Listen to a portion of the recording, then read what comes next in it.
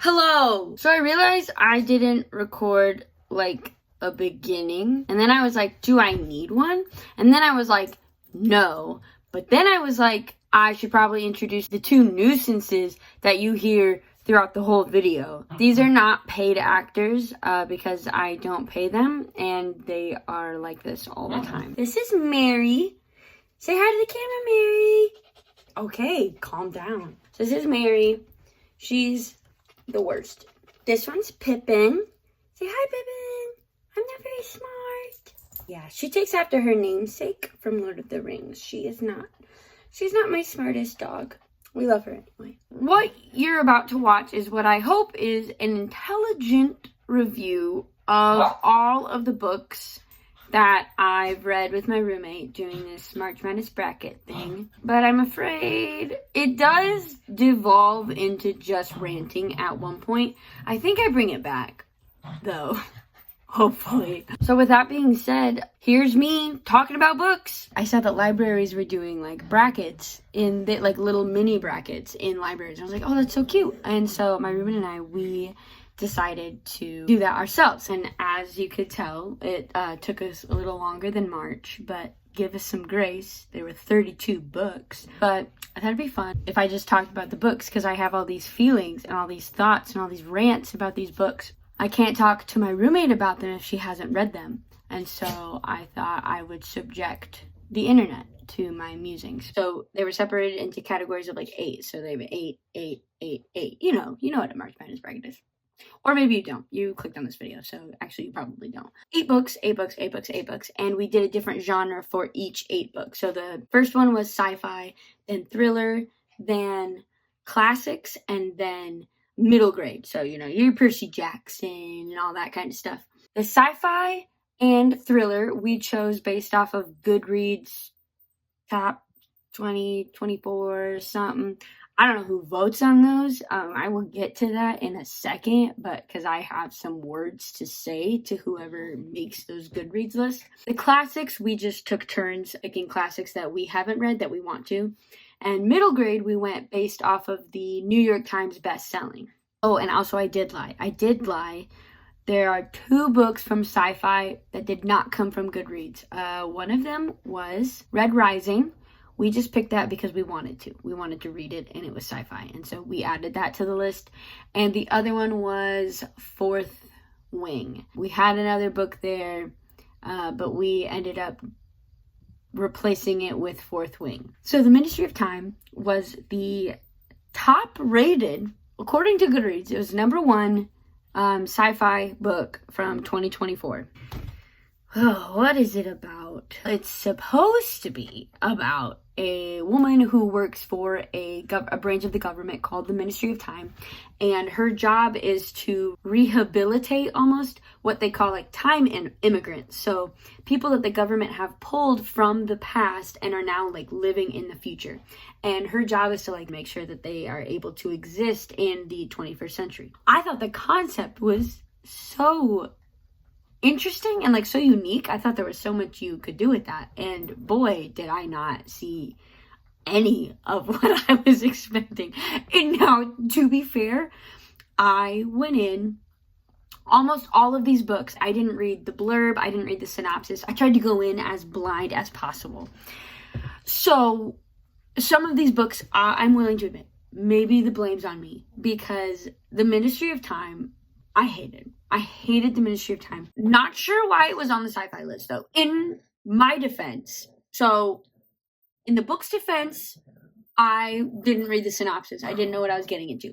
In my defense, someone put it on the sci-fi list, so here I am expecting sci-fi. I'm sorry that that's what I was expecting, and boy did I not get it. The Ministry of Time is just a romance. It was also like a fan fiction of a real man who existed in like, I think it was 1930 something. It's been a while since I read it, but it's been a couple months.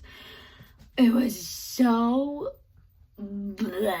So the first 90% of the book, there is no plot. There's just, it's just romance. It's just about the romance, which I was not a fan of. And then the last 10%, suddenly there's like a whole book's worth of plot crammed into the last 20 to 30 pages of this book. It was crazy. I went from dying of boredom to being so overwhelmed with information that I was like lost. I feel like, I don't know, maybe that could have been allocated a little differently. Like maybe we could have sprinkled the plot in to the rest of the book, but that's not what we decided yet. That's not what happened. So the book Ministry of Time was pitted against was Red Rising, and Red Rising, fantastic. Red Rising was so good. Talk about an actual sci-fi.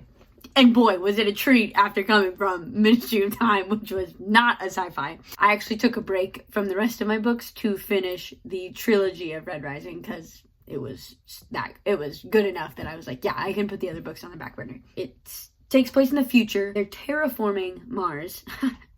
For all my board game lovers out there, that's actually a pun because there is a board game called Terraforming Mars, one of my favorites. So they're terraforming Mars in preparation for the rest of the humankind to like come and live on Mars. Our main character, his name is Darrow, and he is a red. This new humankind, they have a caste system that's based on colors, and you're like implanted with something at birth which marks you as a color. You have the same hair color and eye color as the color you are. So Darrow has red hair, red eyes, and everyone he lives with also red.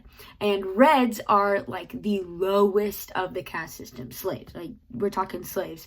And red's job is to make Mars habitable for the rest of the colors that will be coming to Mars. So actually what I just gave you is the premise, but I feel like that's all you really need to, I think it's all you need. I feel like, yeah. I don't think I need to tell you more, except that it's very good, and if you like sci-fi, you should definitely read it. It should go without saying, Red Rising blew Ministry of Time out of the water. I was going to say for me, but I think objectively, I think everyone should probably agree with that. But hey, you know, whatever. Reading is subjective. Is it though? Is it? On my list, I went over to thriller, and it was... Oh yeah, right. It was All the Colors of the Dark versus First Lie Wins. I'll start with First Lie Wins. Actually, I read First Lie Wins first. So, First Lie Wins is about this girl who's living with her boyfriend in this kind of like uppity, rich neighborhood. And you find out right away that she's hiding secrets from him, from everyone, and she is not who she says she is. I thought it was fine. I thought it was good. It was fine. It was fine. Inoffensive. I didn't have a bad time reading it. Not my favorite, but it was good. The next book, All the Colors of the Dark. So, First Lie Wins was fine. I was definitely expecting, I was like, probably whatever I read next will beat First Lie Wins. Like, it was just middle of the road for me. All the Colors of the Dark. First of all, I'm not sure it's the author's fault. I'm not sure. I'm willing to say maybe we can put this on like the editor or the publisher, or I don't know. Someone else. I'm willing to pass the blame on.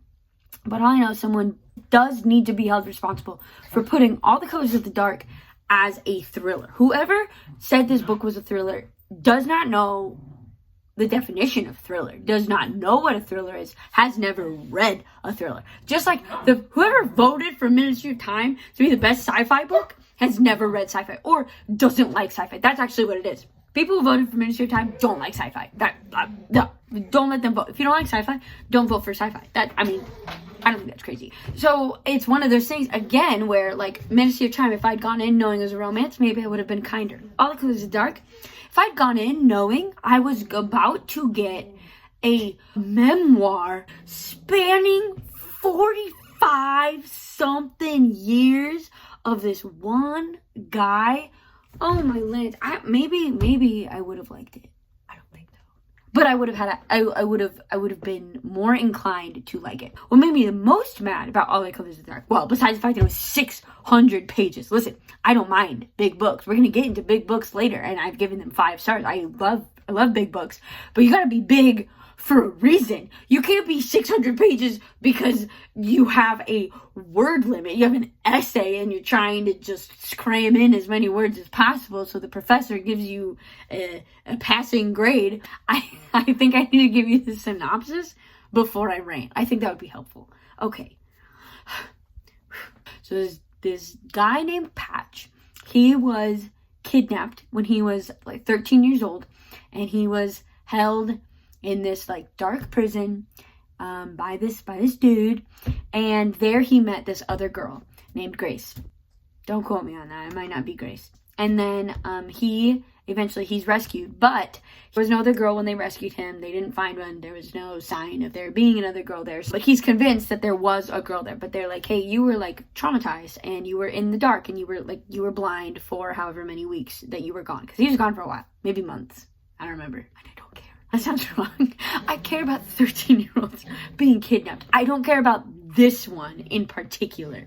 I just don't. So then for the next 40 whatever years, I don't know if it's actually 40 years. It's decades though. For the next like few decades, he is searching for this girl and he's looking for any sign of this girl and he's just trying to find her. The reason this book made me so mad, the first couple of chapters, I would say the first like fifth of the book, which I should not be separating a book into fifths, but here we are. The first fifth or so of the book, phenomenal. I thought the writing was so good. I really liked the prose at the beginning. It did get annoying at the end. I just can't take 600 pages of it.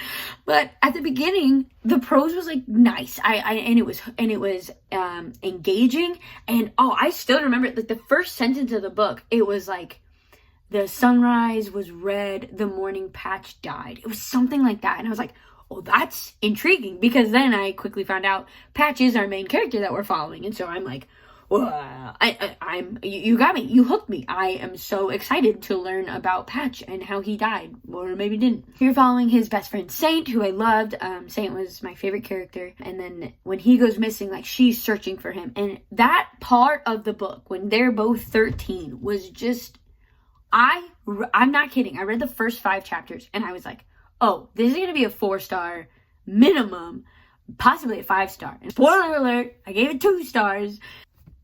I had such high expectations. The beginning was just so good.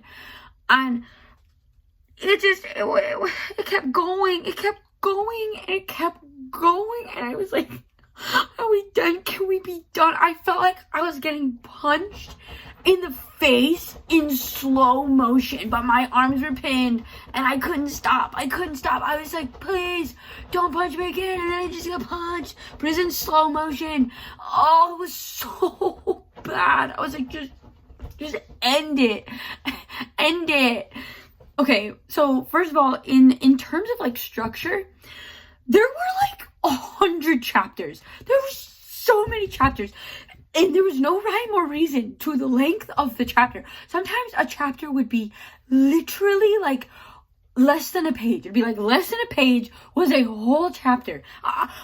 Just make it, just give me a little like line break. You can do line break. You are allowed to do line breaks. Those are allowed in books. I feel like no one told this author this. So that was bothersome. I was like, oh, but you know what? Actually, okay, you know what? In hindsight, maybe that's why I was labeled thriller. Because the definition of thriller is like a page turner. And when the chapters are so short, you're like, well, I might as well read the next one because I can see the ending. It doesn't even last one whole page. So, you know, okay, it's all coming together. I think that's how it became a thriller. Yeah. It's all making sense. I am going to give spoilers. Okay, I'll give you, whatever. I am going to give spoilers because it was so frustrating. It was so frustrating to me. If you don't want spoilers, go to a time that I'll put on the screen somewhere. Okay, you've had time to skip now. In the middle of the book, Patch was like in his 20s or something, and he's like a really good artist. He became like a phenomenal artist. His art is worth millions, but he refuses to sell it for like personal reasons. Whatever, he refuses to sell it, and then he goes off on this like trip around the world. He's interviewing parents who have had missing daughters for years, and he's like trying to help them find their daughter, but also he's trying to see if any of them are Grace. So he's traveling, he's interviewing these parents, and then he's like, oh, well, I ran out of money. Let's say you are a pretty good guy who is doing his hardest to try and reunite parents whose daughters have been missing for years and years. You're trying to reunite them. You're trying to give them closure. You're trying to find this girl who you believe is in trouble. You've been hunting for her in a good way for decades. Okay. So that's you. Okay, I've painted the picture. That's you. You run out of money. Okay.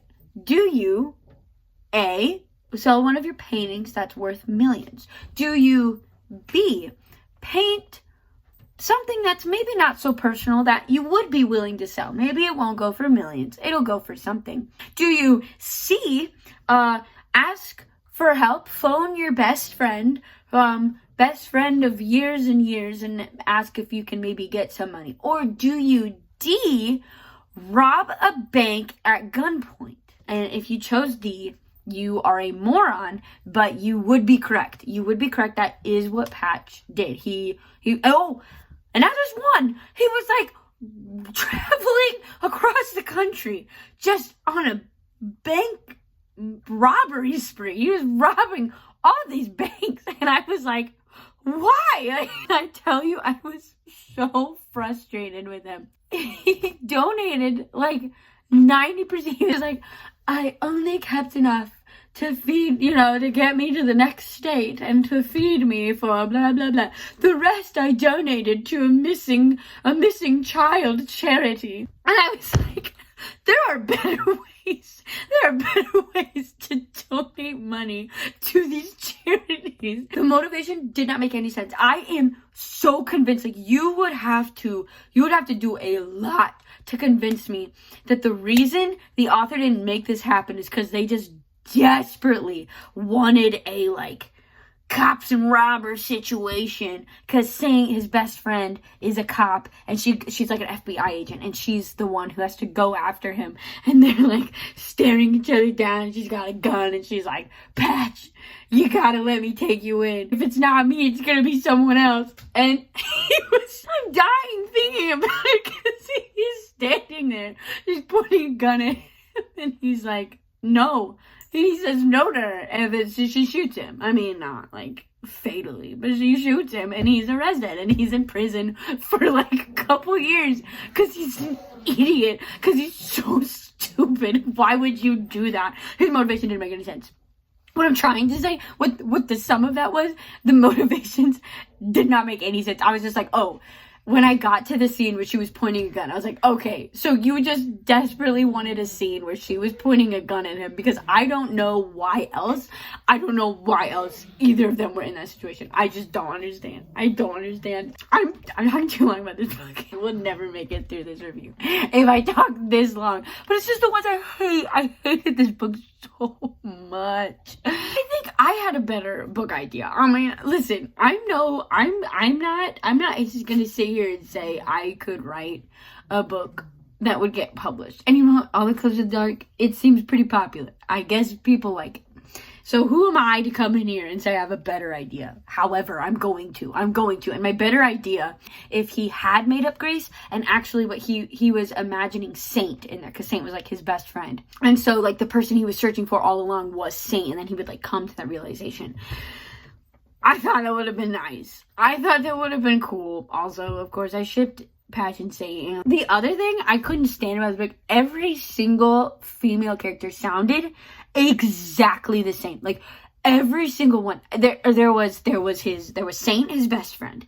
There was his love interest, May, or something. I don't care. I do not care. I don't care. Grace, the girl that he met when he was 13, and then a girl, and then a little girl. Not little. She's like 13 years old, named Charlotte. When I say they all sound exactly the same, they do. There is zero distinguishing like features between any of them. Charlotte, the 13-year-old, talks and acts the exact same way these adult women do, and they're all crazy smart. They all went to like prestigious colleges. They all knew these facts, and they're just like very intelligent, but all in the same way. Listen, I'm not anti-intelligent women. I feel like I should probably say that. I'm not anti-intelligent women. I'm anti every single character sounding exactly the same, all of them, all the time. That's what I'm anti. I'm anti that. I'm like tired. That wore me out, actually. I'm a little tired. So anyways, First Lie wins, won. True to its name. True to its name. First Lie wins, won that bout. Now we move on to classics. The first classics I read, To Kill a Mockingbird, which I did cheat a little bit. I had read this one in high school, but it had been a really long time, so I didn't feel bad reading it again. To Kill a Mockingbird and 1984. I had never read 1984, so I was excited too. To Kill a Mockingbird, I mean, what is there to say? 5-star. To Kill a Mockingbird is so good. It is so good.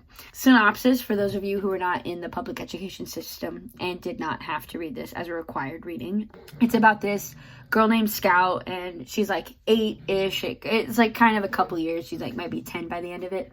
And her father is a lawyer, and he is assigned, he's assigned a case where he has to defend a black man against a white accuser. And this takes place, I don't remember the year, but it's like in this backwater southern town.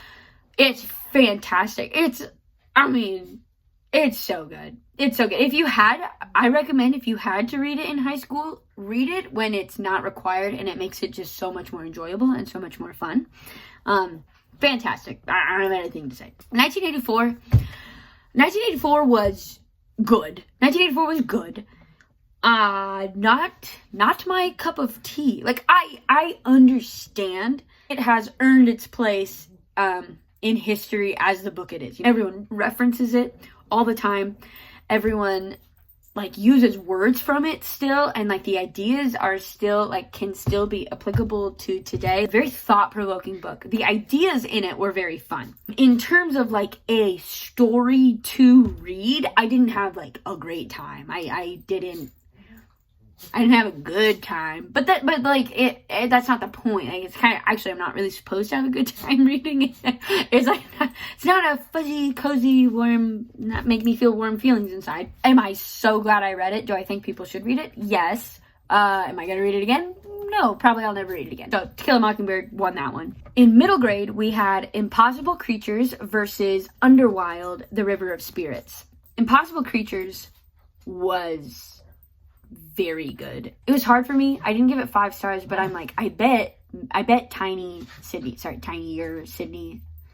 younger Sydney, she would have ate that book up. She would have ate it up. I mean, it is quintessential fantasy.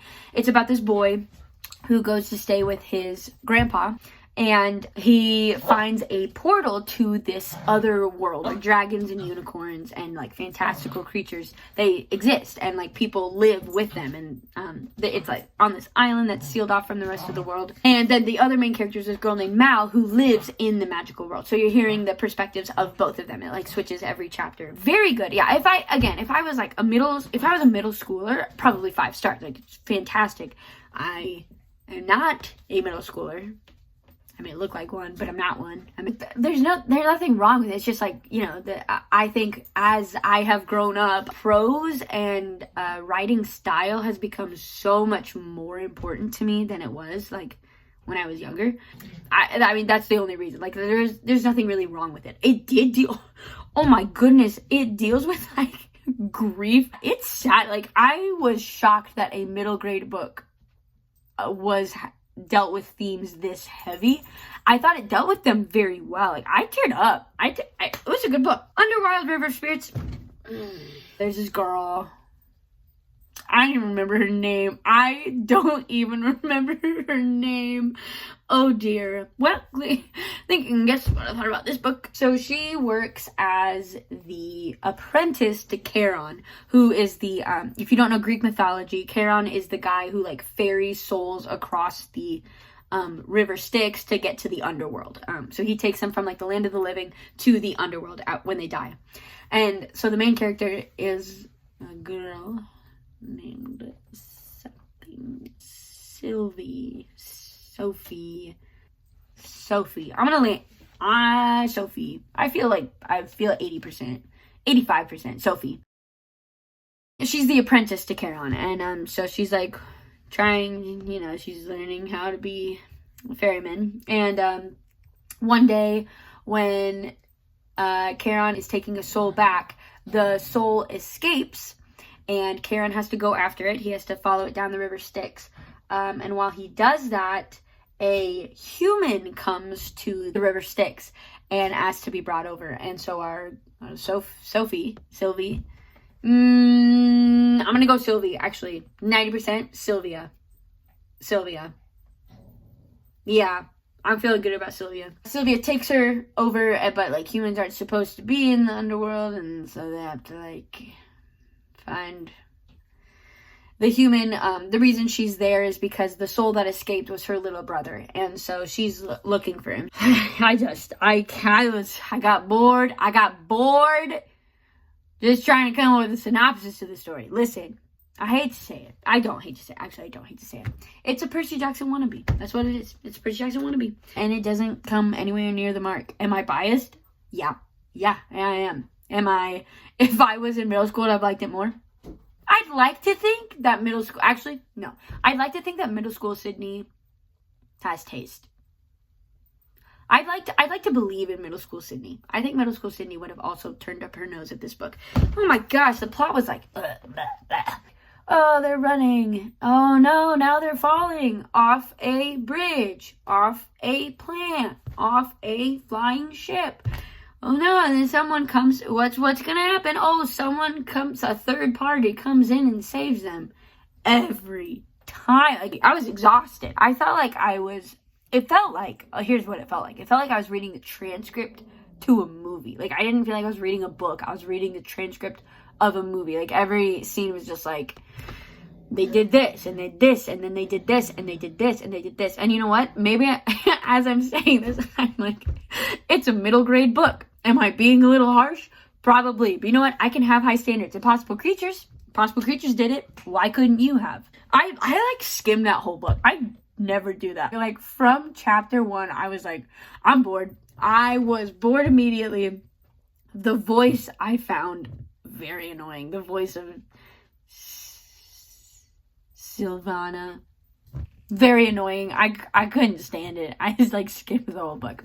So Impossible Creatures won that round. So then we did a return to sci-fi. Let me tell you, sci-fi was I'm a fan of sci-fi. Dune is one of my favorite books I've read. I love Dune. Red Rising, that series was incredible. I would consider myself a sci-fi fan. I just don't think these books were sci-fi. I believe in my heart of hearts, these books were not sci-fi. So next in sci-fi, we had, what was in sci-fi? What was next? If I had a list in front of me, that would have been smart. You know what? Actually, let me take a timer out and I'm going to make a list, actually.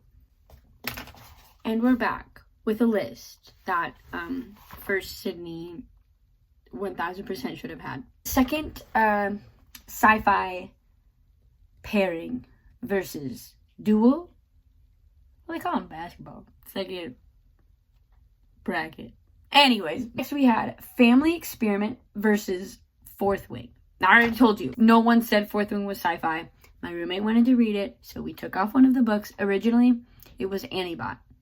And, I read it anyways, and it didn't impress me. Once again, not a sci-fi. Antibot was, again, not sci-fi. Who was qualified to vote for these books? Like, the people who voted for this Goodreads sci-fi list, like, do not like sci-fi. They hate sci-fi. I'm convinced of it. Anyways, I'm not here to talk about Antibot, because that wasn't on the list. So, Family Experiment takes place in a futuristic time. We're still on Earth, but like virtual reality has taken over. I mean, like even more so than it has. So I like those kinds of sci-fi ideas where like it's kind of a reasonable guess as to where society's going. I think like I could see virtual reality becoming as prevalent as it was in this book. But I mean, it's to the extreme. So in this world, it has become so expensive to have kids that there's like this child trafficking ring, but it's so common to like sell your child to this child trafficking ring because it's just too expensive to keep a kid alive. It's too expensive to have kids. In this futuristic world, there is a game show, and it's just starting. It's about to do its first run, and it's called The Family Experiment. And in this, they select like 6 couples, maybe five, some number, somewhere around there. They select that many couples who have applied to be in this game show, and they give them a virtual child. The game is supposed to last, I think it's like 6 months or something, and the child, because it's, you know, not a real baby, it's a virtual baby, they accelerate its growth. So like the contestants are watching these couples raise a kid all the way up to the age of 18. So in the span of like 6 months or whatever it is, it goes from baby to 18 years old. This is Sydney at a later time, at a later date, a later time, coming in to say, I forgot to add the best part of Family Experiment. Well, the best part of the hook to Family Experiment. The audience, they vote on the couples and they vote on who their favorite one is. And then like at the end, whoever gets the highest rating, highest voting from the audience, they win, and the winner gets to keep their virtual baby, and all the other couples have to delete their virtual child. Very interesting premise. I thought the premise was super interesting, and I thought the execution was quite good. The characters were fun, and like mysteries were revealed. Like there was a secret about like each character, and it was like slowly revealed as you went through, and those are my favorite kind of mysteries that kind of like slowly unravel. It was really good. The ending was bizarre, maybe I would give it. Like it was the end of the book, and I was like, okay, that was an okay ending. And then we had an epilogue, and the epilogue was like 3 or 4 chapters, and I was like, I didn't ask for this. And some of it was interesting, some of it was superfluous. Like we did not need to hear half of the things that were in the epilogue, in my opinion. But with that being said, good book, enjoyable read. Like I went through it really quickly. It was really fun. Fourth Wing. Now this one, I said, like I went in blind, like I tried to go in as blind as possible in all these books. Like I didn't read the synopsis, didn't do anything. So this one, my sister and my mom had read. And I mean, how could you not hear about it? I knew Fourth Wing was a romantasy.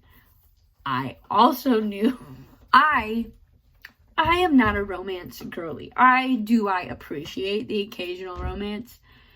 Yeah, like do I mind romance in my books? Like no, like yeah, you can have some romance, but do I go for romance as a genre? No, that's just not my cup of tea. So I'm definitely biased because romantasy is not my genre. It is not for me. It was not made for me. However, with that being said, Fourth Wing was objectively terrible. And I know I can't say that. I know I can't say that because people love this book. So I know when I say it's objectively terrible, I'm wrong. I know that. It can't be because it is ranked so high on Goodreads and it sold so many copies. And my sister and my mother love that book. My roommate hasn't read it yet. She's gonna love it. I know she's going to love this book. I don't care. Objectively, so bad. For those of you who don't know, I'll give a brief synopsis of Fourth Wing. So Fourth Wing is about a girl who is set in this fantasy world where there are dragon riders, and like it's really big deal to be a dragon rider, and you want to go to this dragon academy to learn how to ride a dragon. Gotta earn your stripes, and like the school is super deadly. She's like, getting a dragon, yeah, whatever. Anyway, the main thing is there's a guy who is a bad dude. He's a bad dude because he's got like, they're not called tattoos because there aren't tattoos in this world because like it's fantasy. There are no tattoos in fantasy. But like the dragons will like mark you and they make like these shining black tattoos, or sometimes they're like different colors. But sorry, not tattoos. They're called like marks. I don't remember what the term is, but they mark you with a tattoo. So he's a strong, sexy, tattooed, muscular guy, but like, oh no, like he's a bad guy. Oh, Fourth Wing. If I do have to read romance, I have found that my favorite trope is enemies to lovers. Actually, if I'm being completely honest, my favorite trope is enemies to enemies. Historically, I like when they're enemies. Like, I love that chemistry. I love their, like, bickering. I love their bantering. I love when they like don't get along. And then the moment they start to like each other, I have lost all interest. I don't care if they end up together. I actually would prefer if they didn't, because I liked it better when they weren't together. So officially, legally, enemies to enemies is my favorite trope. But if they must become lovers, fine. Enemies to lovers, you could say, is my favorite trope. You know what? I'm starting to realize in this video, I think my biggest beef with every book I've disliked is, what's the word? The promotional material of it. Whatever, I'm gonna stick with it. The promotion of these books. Fourth Wing is like touted as enemies, so like it's on the back. It's like, oh my gosh, like she can't love him. He is evil and like don't get along and blah blah blah. There was not a singular moment in this whole entire book, which is long. If you don't like it, it's a long book, where either one of them wasn't attracted, like madly, deeply, lustfully attracted to the other character. It should be called Stupid to Lovers, because the main character, Violet, she's over here like, oh my gosh, like, he's so hot, but he hates me, he wants to kill me. It's like, girl, no, he wants to bang you. You're just blind and so stupid. There's just one moment where like her life's in danger and he steps forward and she's like, oh my gosh, he's gonna kill me, isn't he? It's like, girl, no, he's trying to protect you. Not a fan. Let me tell you about the other characters in this book. Oh, sorry, can't. There are none. Oh, technically, she has a best friend. Romantasy. If I have a least favorite genre, it might be romantasy. Every romantasy book I've ever read, to be fair, it's like 2. But both of the books, the main girl character has a best friend who is absolutely flat, has no character whatsoever, has no character development, has no wishes, she's not a character. She is a cardboard cutout. She is a piece of board that you have put next to the main character to tell the main character how special she is. She's so special and so cool. There are technically other characters. She's like really the only the characters are so flat. There's nothing to any character except the main 2. And I hated both of them. So much. The only reason I gave it 2 stars. Listen, I gave it 2 stars because I love dragons. I can't help it. I can't help the way I was born, the way I was raised. I love me some dragons. So yeah, I gave it 2 stars. Did it deserve 2 stars? No, it was so bad. A crime against storytelling. A crime against romance. Biggest crime against dragons. You dragged my dragons into this cesspool of a story. Unforgivable. Didn't like that. So Family Experiment beat that one. Next we had, so then we're back in thriller. Next in thriller, we had The Housemaid versus Midnight Feast. Housemaid was the first one I read. So The Housemaid is, I think it's going to be made into a movie. That's what everyone keeps telling me. I've never fact-checked it once, so everyone could be lying to me, but I've been told it will be made into a movie. Housemaid is about this girl who, true to the title, she becomes a housemaid for this rich couple. For this mom, dad, and they have like a daughter who's like 8 or something like that. And over the course of the story, I think you realize pretty early on, it's not spoilers, the wife is like crazy, like certified, like crazy, like capital C crazy, and honestly just like terrible. She like treats the main character like so terribly. I really enjoyed Housemaid. It was good. It was enjoyable. I see why people really liked it. Midnight Feast. Our first 5-star, ladies. Oh no, I gave 5-star to To Kill a Mockingbird. That's right. Our second 5-star, ladies and gentlemen. It's following several characters. I think there's 4 or 5 characters that you're following. The book starts off, it's like the night before the summer solstice. And the reason the summer solstice matters is because one of the characters we're hearing from, her name's Frankie, she has built this resort. It's like this really expensive resort hotel kind of thing for the very posh, for the very wealthy. And their big opening night will be on summer solstice. Like I've said a million times before, I'm sorry I keep harping on it, I didn't read the synopsis, so I don't know what's included in the synopsis, so I don't know what to tell you. I don't want to, like, without giving anything away, shenanigans ensue. There are some shenanigans, there are some secrets, there are some mysteries, and they are starting to be brought to life during the summer solstice. Like, you find out the characters, some of them are there for different reasons than other characters are. I flipping loved this book. I thought it was so good. I did not have high hopes for this book when I read the first few chapters because the timeline jumps around quite a lot, especially at the beginning. I don't remember if it jumps around less or if I just get more used to it by the end, but it did not bother me at the end at all. But at the beginning, you know, like, I don't know these characters yet. I don't know why the solstice matters. Like, the first chapter is like the day after the solstice or something like that. And I'm like, what's the solstice? Like, what's the importance of that? And so trying to keep track of all that at the beginning was like tough, but I would say, I don't know if she just did it less or if I just caught the hang of it. I like realized what was happening. I was able to get into the rhythm of it better. Regardless, it did not become a problem for me for the rest of the book. Like, at the beginning, I struggled a little bit, and then it was fine for the rest of the book. And see, I'm willing to give spoilers.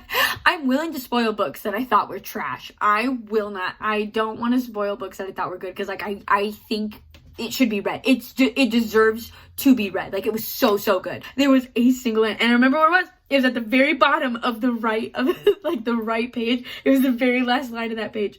I read that line and I screamed out loud. I was by myself in the house. I just can't stop smiling. I love that book. And that one line specifically, fantastic. I had it was such a trip. What a fun read. Midnight Feast blew Housemaid out of the water. And if I'm assuming, unless something crazy comes up, because at the time of recording this, I have not finished the 32 books entirely. I am on the last round for all of them. I have one more middle grade book to read, and then I'll be on the last 2 books for each genre. As of now, Midnight Feast is going to blow all the other thriller books out of the water. I loved it. Loved it so much. So then we were back at Classics. Classics was Wuthering Heights versus Count of Monte Cristo. Wuthering Heights, what is it about? What is a synopsis of Wuthering Heights? The book takes place over like 2 generations, kind of. You're following like one generation, and then they have kids, and then you're kind of following the kids. It's about this guy named Heathcliff who is in love, maybe obsessed, one would say, with this girl. Whose name I can't remember. That's never a good sign when I can't remember the name. Well, that's not fair. I don't think I could tell you all of Midnight Feast characters' names. It's been a couple months since I've read these books. If I summarize this book, I think I would describe it as like it's consequences of of this guy's obsession and his hatred for the world. Like he hates to a degree that isn't possible, I think, for most humans. And for the good of all, most people are not capable of this kind of hatred. But he is just a hater. As Our Lady Taylor Swift says, hater is gonna hate, and he will continue to do that to his grave. But it's about his jealousy, his hatred, his obsession with things, and how it affects these people later in life. I don't know. That was a terrible synopsis. That's all I can give you. I gave 3 stars. In hindsight, I considered dropping down to 2. I didn't enjoy it. I didn't like a single character, but I think that's kind of the point, unless I'm wrong. The point is, I'm not supposed to like these. They're supposed to be unlikable. So, for that reason, it's yeah, I didn't like them, but I'm not really supposed to. But it's not like a fun read. I did not have good feelings reading this book. I was so mad at these characters. I wasn't mad the way I was mad in All the Colors of the Dark, yeah, throwing shade. Or Fourth Wing, yeah, throwing shade again. Like, those made me mad because, like, this is a bad book. This is a bad story. I'm mad, like, at the person who created this. Wuthering Heights, I'm mad at the characters themselves. Like, I'm so upset with them. I made a Google form for us to fill out for each of these books so we could, like, call back to it and remember when we're trying to pit them against each other. I was refreshing myself with this book, so I went back to my Google form book, and one of the questions I asked is, what was your favorite scene from this book? And I had 3 favorite scenes from this book, and every single one was when a specific character died. I was like, when so-and-so died, deserved. When so-and-so died, so happy, I don't have to read about him anymore. When so-and-so died, good riddance. So all of my favorite scenes were deaths. So yeah, that was Wuthering Heights. I can see why it was a classic. Like, it tells a good story of, like, revenge. But ironically, we did not mean to do this, but we did put, like, 2 revenge stories against, because Wuthering Heights is about, like, Heathcliff and his revenge, and then The Count of Monte Cristo is for sure a book of revenge. The Count of Monte Cristo is about this man, Edmond Dante. At the very beginning of the book, you meet him. He's young. He's in love. He's just about to be made captain. He's just about to be made first captain of the ship he's worked for years. Like, the ship owner loves him. He has everything going for him. Like, he's kind of poor, but he's about to be wealthy. Like, he's about to be made first captain.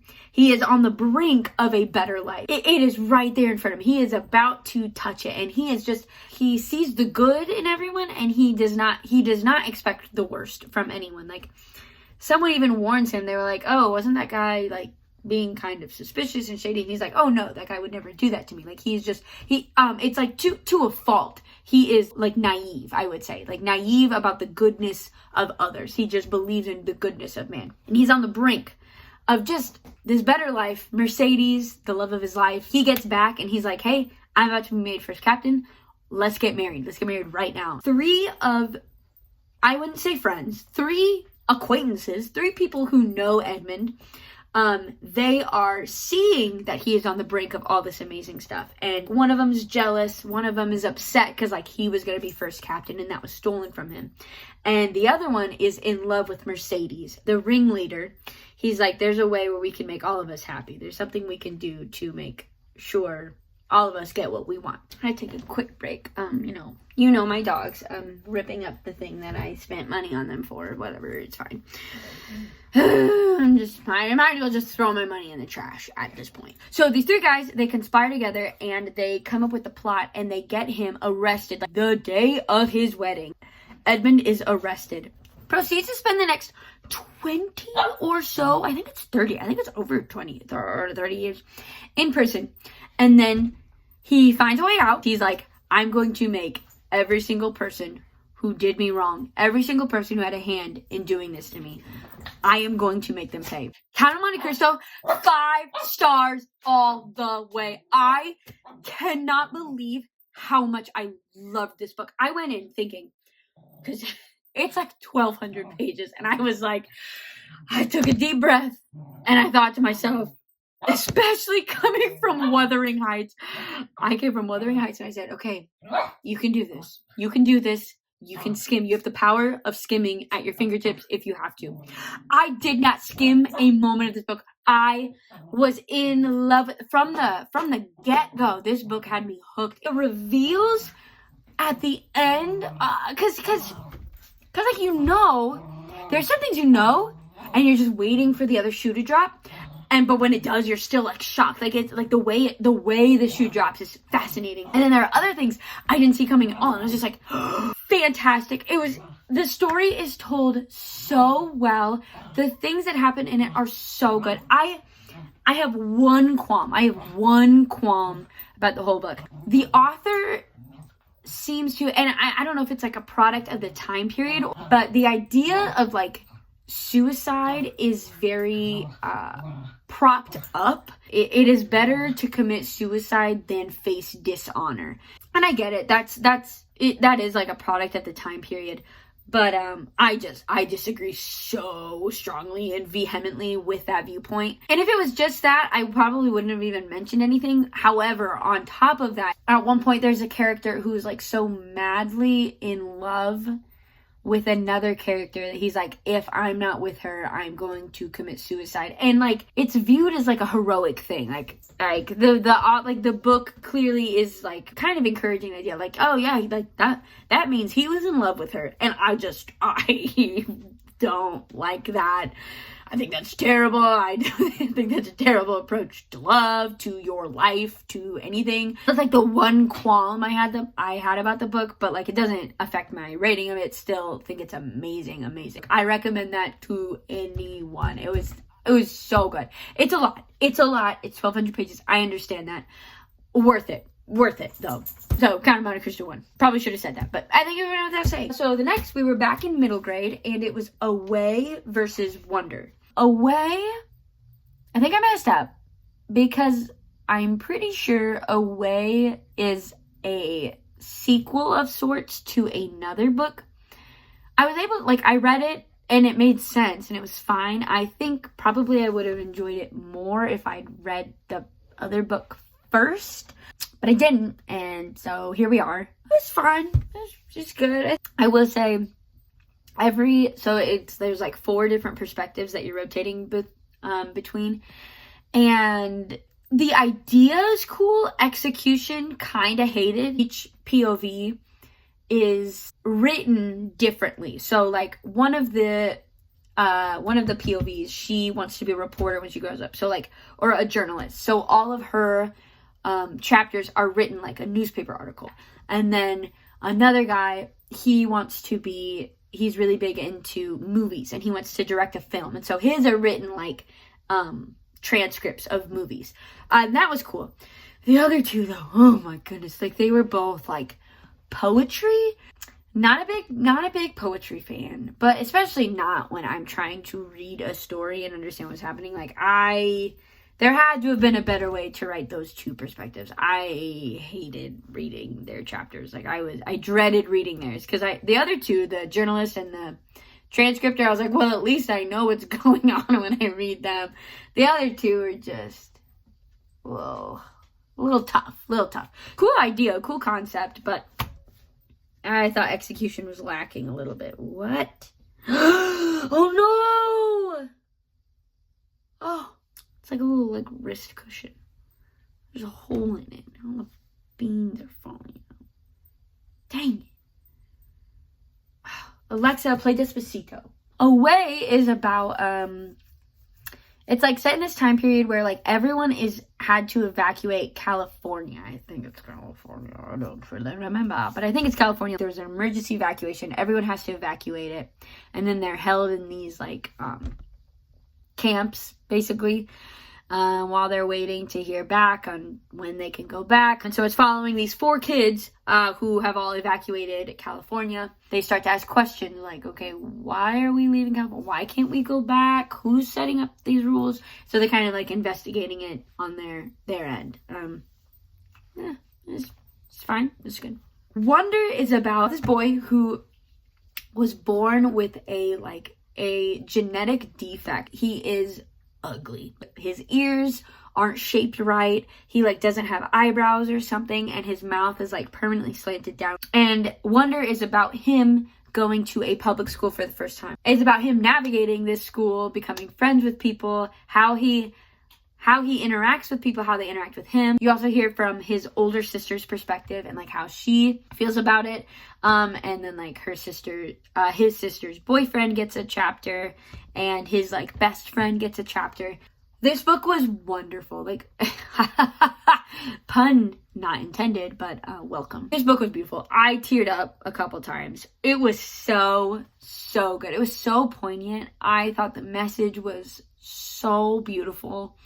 It was told very well. Like, I like these other middle school books. Like, I was like, I feel like I'm reading a book geared toward middle schoolers.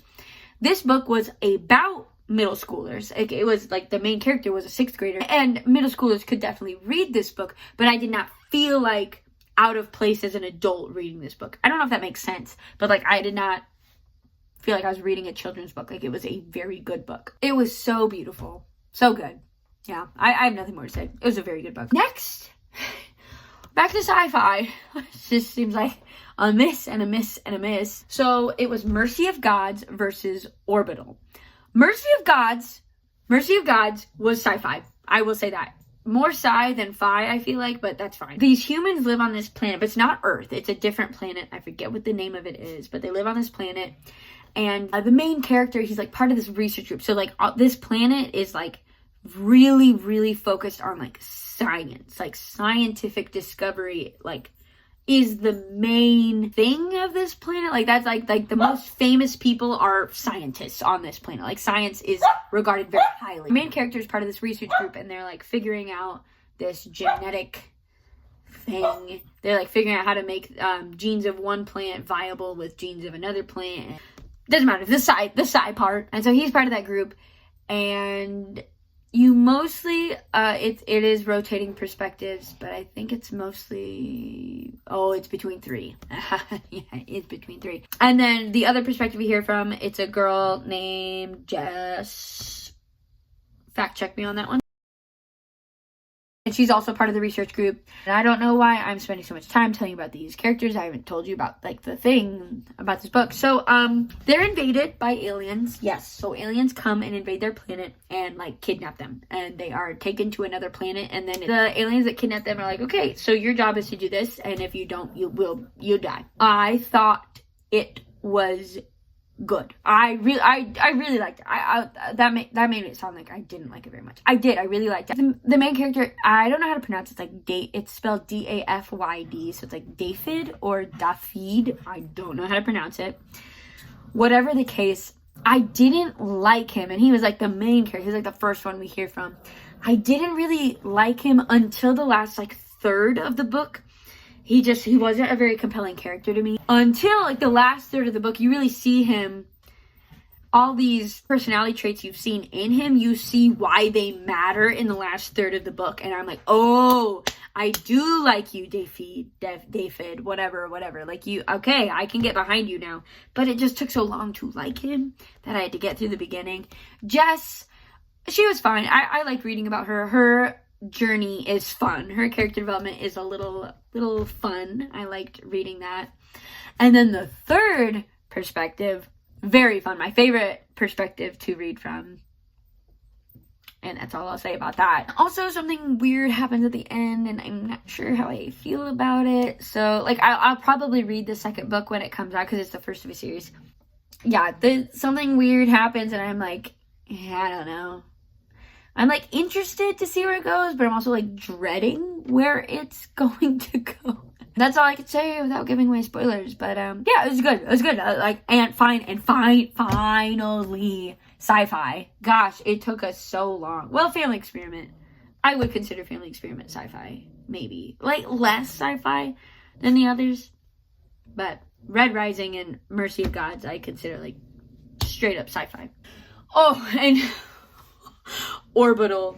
I was about to say, where do I begin with Orbital? But then I realized, nowhere. There's nowhere to begin with Orbital. I would give you a synopsis if I had one. I don't have one to give. I can say a sentence about it. I can say 6 astronauts go into space, orbit Earth. And you're like, well, Sydney, why would I read that book? And the answer is you wouldn't. You would not read this book, because to call it a book, I think, is a bit of a crime. Well, maybe that's too harsh. To call it a story is a crime, and that's not too harsh. I don't understand what the object of this book is. I don't know what it is. It's so short. I think it was like 120 pages or something. It's such a small book. I could not finish. I am a fast reader, naturally. And so when I skim, like, you know, I'm not having a good time, because, like, I don't normally have to skim. I already read so fast. So when I skim, like, it's not a good sign. Skimming wasn't fast enough for me in this book. I kept going. I was reading, and I was like, okay, well, where's my hook? Where is the reason I am reading this book? Like, that's what you're looking for in a book. You're like, okay, why am I reading this book? What is the story about? I got to, like, page 30, so by now we're about a quarter of the way through the book, and I thought, well, that's weird. I still don't know what this book is about. Like, I don't know why this story exists. And then I got to page 60, which is halfway through the book, and I got this little feeling in my head. I thought, oh no, I don't think there is a reason for this story to exist. There was no hook. There was nothing happened. You hear people talk about the inciting incident. The inciting incident in a book is the thing that kicks the plot forward. Like, okay, Spider-Man. It's like Spider-Man, he gets bit by a spider, and now he has Spider-Man powers. Okay, that was an inciting incident. Great. This is going to be about a boy who has powers. Fantastic. Orbital had none. I was like, oh, because at one point they're like, oh, there's a storm coming to the Philippines. And I'm like, oh, maybe the storm is going to be so big, it wipes out, like, all Earth. And the 6 people on this spaceship, they're, like, the last human beings alive. I was like, that would be interesting. Yeah, past Sydney, it would have been interesting, huh? I gave this a 1 star.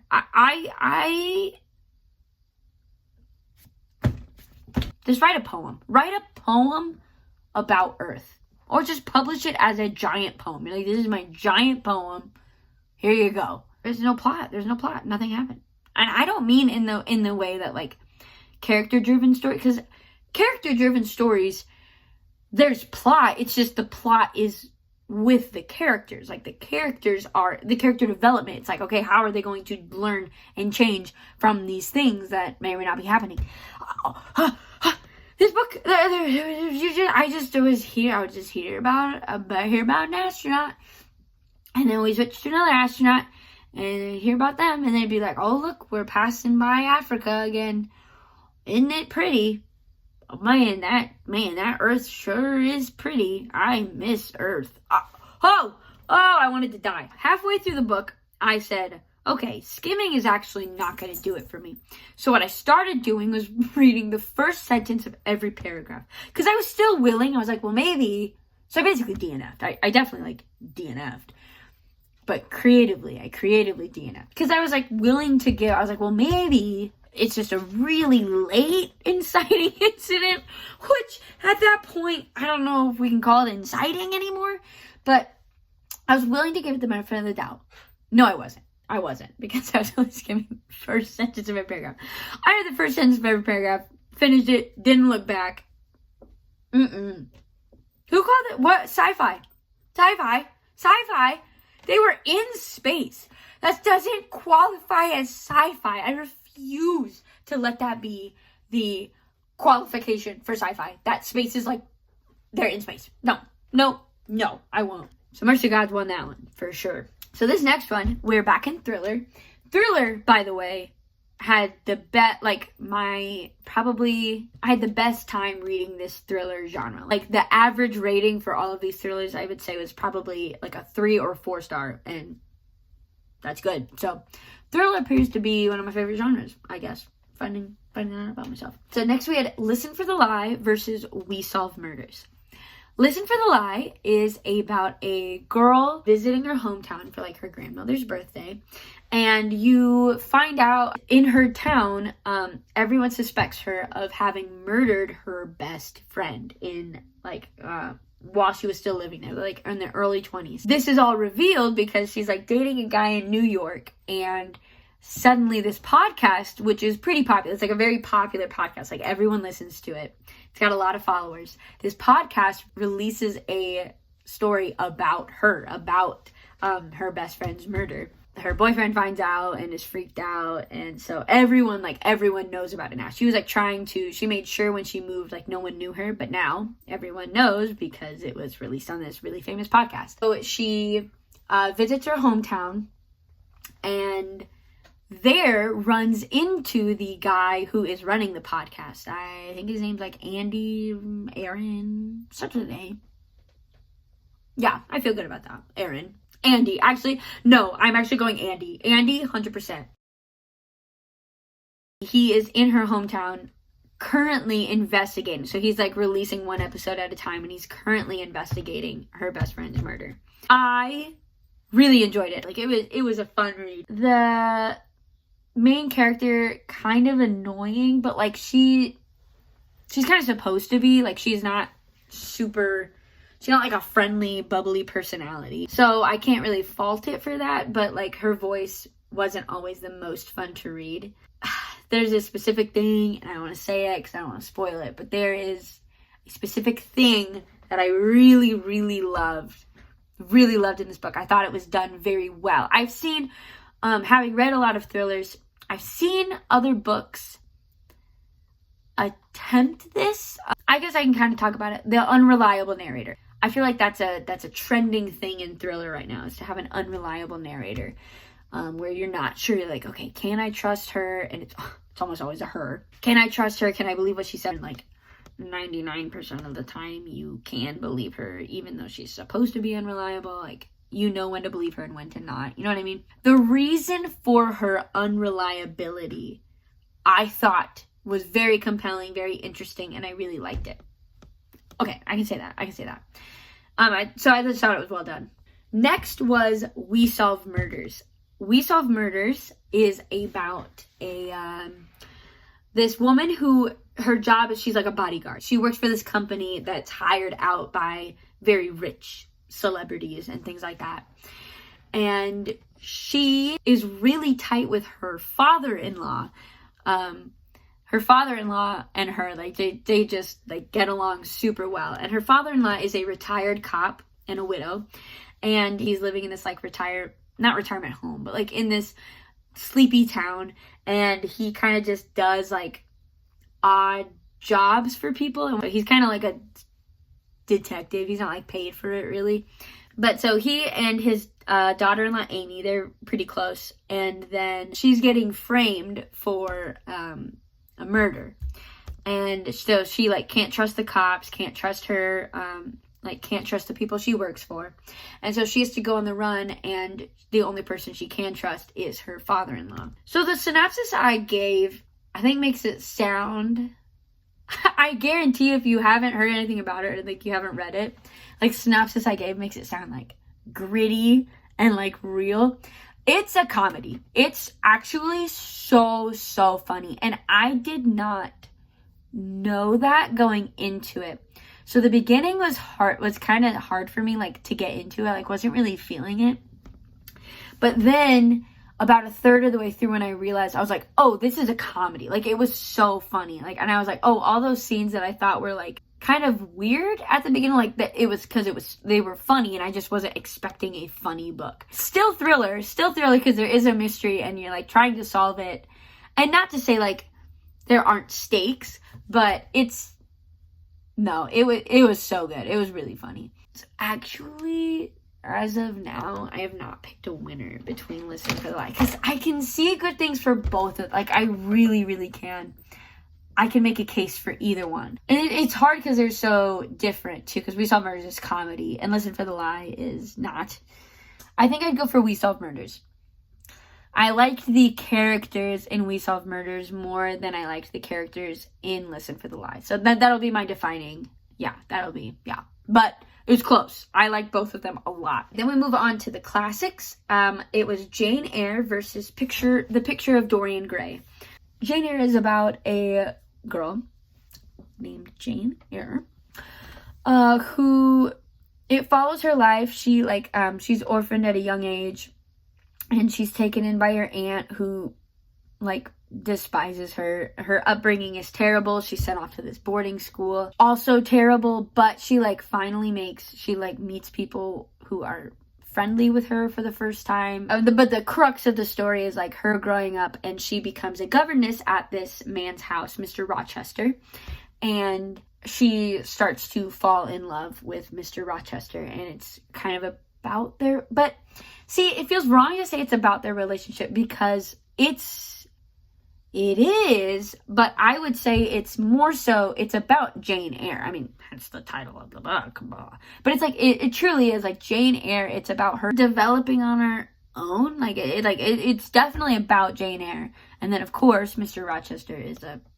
big part of that, but it is primarily about Jane Eyre and her, like, her journey through, life. I really enjoyed this book. It was slow sometimes. The writing was hard for me to get through. Some of the descriptions, I think it's just a product of me being brought up in the 21st century. Writing has just changed so much. I don't love British writing. Lord of the Rings, favorite movies of all time, favorite story of all time. Like, nothing comes close. Like, I love, love, love Lord of the Rings. I can't read the books. I can't do it. I can't do it. It's so embarrassing to call myself a Lord of the Rings fan and to call myself a reader, both of which I am, and to say I can't read Lord of the Rings. I tried it. I started it 7 times. Finally, on the 7th time, I finished it only by skimming. I was like, skim descriptions and skim the songs. And I got through it, and I was like, I can't do it again. I can't do it again with the Two Towers. I can't do it again with the Return of the King. Love J.R.R. Tolkien. Love what he has done. Love what he has gifted this world. I cannot read the man's writing. I just can't do it. I don't care about the trees. I don't care about the grass. I don't care about the meadows. I don't want to hear about them. You have, as an author, you know, to all the authors watching this video who are like catering to my interest specifically, because I know that's exactly what you're looking for when you publish a book, is like, how do I please Sydney? Let me tell you, you have, as an author, about roughly 2 sentences to set a scene for me when it comes to like where we are, like setting like a building or a room or something, because after that my mind has created one. My mind is like, okay, I've got the room, here we are. And then if you keep going after 2 sentences and you're like, and there's all this other stuff, it's too late, because my brain has the correct vision. Whatever extra I read, it's not coming up here because I've already got the correct version in my head. And if it doesn't match, I have to go with this one. But that was all to say, British writing is very hard for me to get through sometimes. So that's, I think, probably the biggest reason I can't give it 5 stars, is just because I know this is a fault. I'm not, this isn't a brag of mine. I'm not like, oh, you only have 2 sentences before I come up with my own story, blah, blah, blah. It's a character flaw of mine. And if I were a character in a book, maybe we would overcome that, but I'm not, and I won't. So here we are. However, beautiful story, beautiful, beautiful story. The Christian themes of forgiveness are paramount to me. They are so, so beautiful. It is so beautifully told. She is treated so horribly by her aunt, and you, as the reader, you want the aunt to come to harm. Like, you were like, where is the comeuppance? Where is the vengeance? Like, I need to see the aunt. I need something bad to happen to the aunt. And this book turns around and is like, oh, yeah, that makes you a terrible person, because she's a real human being with like real feelings. And you just don't see that in books all the time. Because of course don't get me wrong, I love having a villain that I can just hate. And oh man, a villain with no redemption arc, love that, big fan. Oh, and trust me, this aunt, no redemption arc here either. But this book is so real, and it makes, like, Jane Eyre, before she leaves for boarding school and she's a kid, she finally breaks, and she just yells at her aunt, and she is pouring out insults, and you're like, yes, finally. But then Jane, like, feels guilty, but then she tries to justify it. She's like, no, she was horrible and she deserved to be told all that. When she goes to the boarding school, she meets with this girl who's kind and so meek, and she's treated horribly by some of the teachers, but she is so forgiving. She has no right to be that kind in that kind of situation. And she calls Jane out, and she's like, Jane, you cannot hate people. Like, the Lord has forgiven us, so we must forgive others. You just don't see forgiveness like that. You just don't see that anymore in culture and in like books written nowadays. It's like, forgiveness is so not cool. That sounds lame, but forgiveness is just so overlooked. You don't deserve this, and I'm giving it to you anyway. Well, that's really mercy, but forgiveness is extended to people who don't always deserve it. And I think that's just very countercultural now. And seeing that in Jane Eyre was so, I loved. There's also another thing right now is just like self-gratification, like, self-love. You want it, you go get it. You go get it, girl. And don't deny yourself what you want. And Jane Eyre just flies in the face of all of that, because Jane wants something so badly. And I don't know. Maybe I've spoiled too much already, but I won't spoil this. But Jane wants something so badly, but she knows it is not good. She knows she shouldn't do it, and so she removes herself from it, and she still wants it. Like, the desire is there, but she, like, knows she can't trust herself. She's like, I know if I stay, I will change my mind. And she's like, and I can't let that happen. And you just don't see that anymore either. Just like self-denial. Like, hey, I want this, but it's not good for me and I shouldn't do it. Really great. Really, really wonderful book. The next book was The Picture of Dorian Gray. This book is about a man in, I think, in the 18th century, perhaps, maybe the 19th century. I don't actually know. I'm really, really, really bad at history, and I won't apologize for it, actually. But it's like he's one of those typical gentlemen, you know, those people in like the Victorian age or whatever age it was, where like you were so rich you didn't need to have a job. Like, your job was to just like go to parties, like go to dinners and like hang out with people. You're just so rich you could do that. Like a proper gentleman, you know, capital G. Well, it follows this gentleman named Dorian Gray. He's like just very handsome. Like, every character who meets him just can't stop talking about how handsome he is and just how young and how like innocent and like fresh faced he looks. Like, he just looks innocent. He looks young. He looks like the world, like his life is still ahead of him. So this painter, he paints a portrait of Dorian Gray, and Dorian starts to get influenced by this other man named Lord Henry. And Lord Henry is super, what's the word? Not, kind of cynical, I would say. But Lord Henry lives by the principle, and he teaches this principle to others. Like, he wants people to embrace that, like, there is no sin, or the only sin is denying oneself. Which, so funny with Jane Eyre. Like, I read Jane Eyre and then I read this. But like, the only sin is to deny oneself one's temptations. Like, that's the only sin that a man can commit. And so he starts to influence Dorian Gray, and Dorian Gray is like liking what he's saying. And Lord Henry is saying, you are young, youth is the only commodity that matters. And he's like, when you're young, you can do whatever you want, and you will, and you like have no regrets. He's like, when you're young, that's when you want to make mistakes. Any temptation that comes your way, you want it. You want to take it, because it's when you deny yourself temptation, that's the sin. Dorian starts to lead a life, like he starts to live life like that. Because the theme is about like the double life that a gentleman, that anyone can lead, but in this specific instance, that a gentleman can lead. Because he's like going out to these dinners. He is like so young and just so pretty, and just people love being around him, and he just seems so great. And then he has this completely dark, utter life. Not like almost, not Dr. Jekyll, Mr. Hyde, because it's not like it's an alternate personality or anything like that. It's like it's still him, but he's just hiding it. He makes a wish, and he's like, if only I could stay young forever, and this portrait of me, if only that could grow old and I could stay young. And his wish is granted, and we don't know how or why, but that's not the point. And so he stays young, and his portrait gets older, and his portrait changes in accordance with the actions that he takes. I really like this one. This was another 4-star for me. I didn't like it as much as Jane Eyre. Jane Eyre does take the cake for me, I think, because just like the themes are so poignant for me in Jane Eyre. I just love them so much.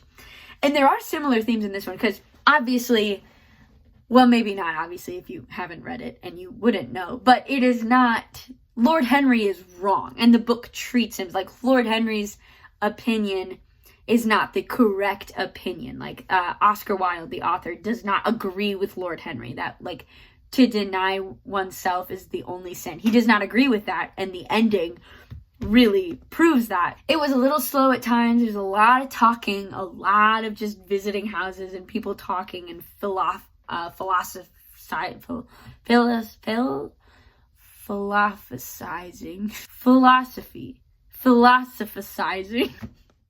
A lot of people talking about philosophy. So it is slow at times, but I thought the ending was just like chef's kiss to me. Like the end, like I could not have come up with a better ending. I mean, not that I could have anyway, because I'm not Oscar Wilde, but I loved the ending so much. It really hit home for me. It was really good. But Jane Eyre will take the cake on this one. And that's all I've read so far.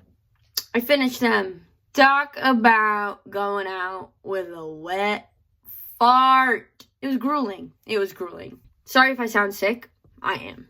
So next, we had our 2 middle grade books. It was The Last Dragon on Mars versus Bletchley Riddle. The Last Dragon on Mars is about a boy named Lunar. The concept is fun. The world building was really fun in this book, actually. So in this world, every planet gives birth to like a dragon. There's an egg on each planet and it hatches into a dragon, and that dragon essentially like guards that planet. Really cool idea. I liked the concept.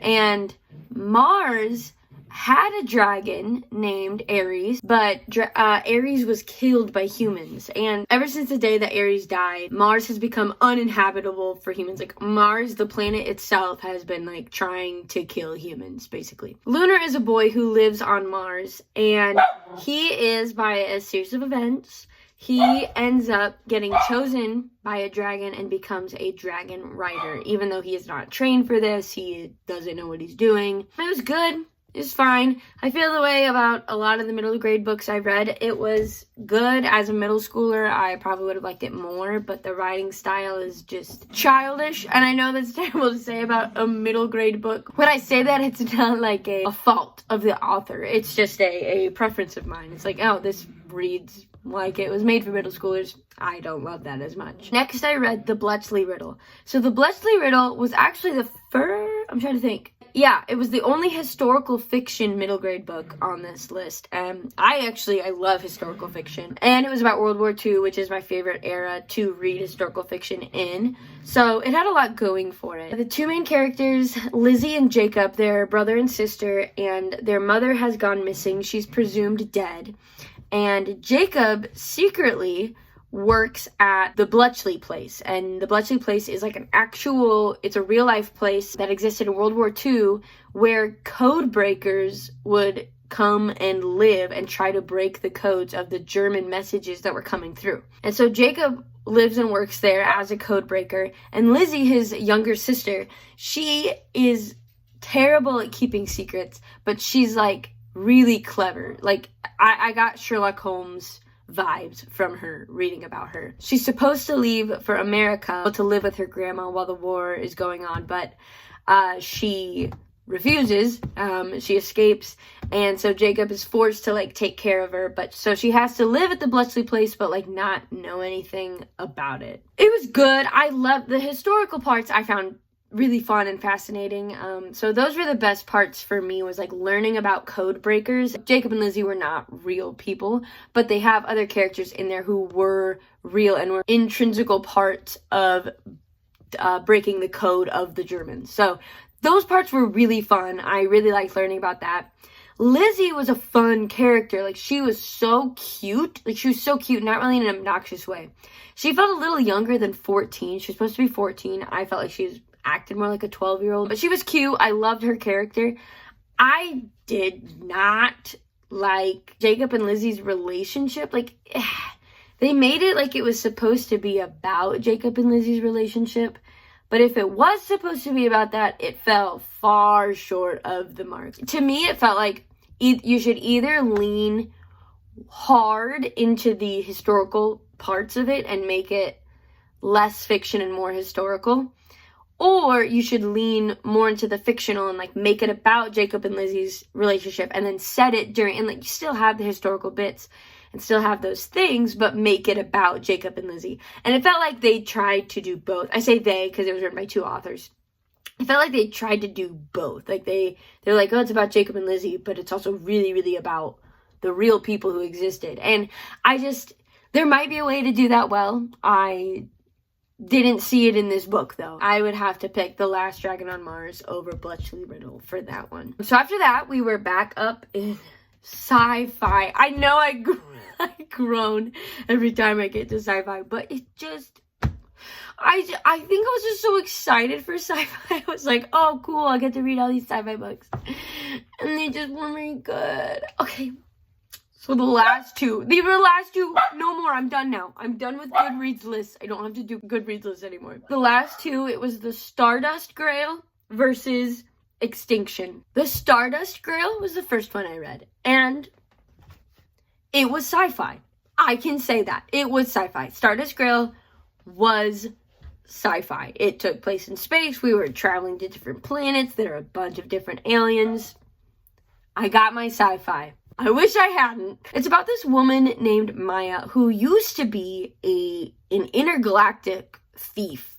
She would steal things that like other species had stolen from other species and like put them in their rightful place, like a kind of Robin Hood situation. That could have been fun to read about, but no, by the time we come into life, she's like, no, I'm not a thief anymore. I don't do that anymore. So instead, she's like this grad student. Sorry, I'm complaining already and I haven't finished the synopsis. She's approached by this government guy who's like, hey, we found this artifact and we want you to go get it. It's the Stardust Grail. It's gonna save humanity. And she's like, no, because she has a best friend who's an alien named Uncle. And the Stardust Grail is something that Uncle's race has been looking for centuries. They've been looking for the Stardust Grail because without it, they can't reproduce. So Uncle's race is dying out because they don't have a Stardust Grail. They need the Stardust Grail. So Maya, when she gets this proposition, she's like, no, I'm not going to steal it because humanity doesn't need it. Uncle and Uncle's race needs it. And so then she goes off with Uncle to try and find it. Okay.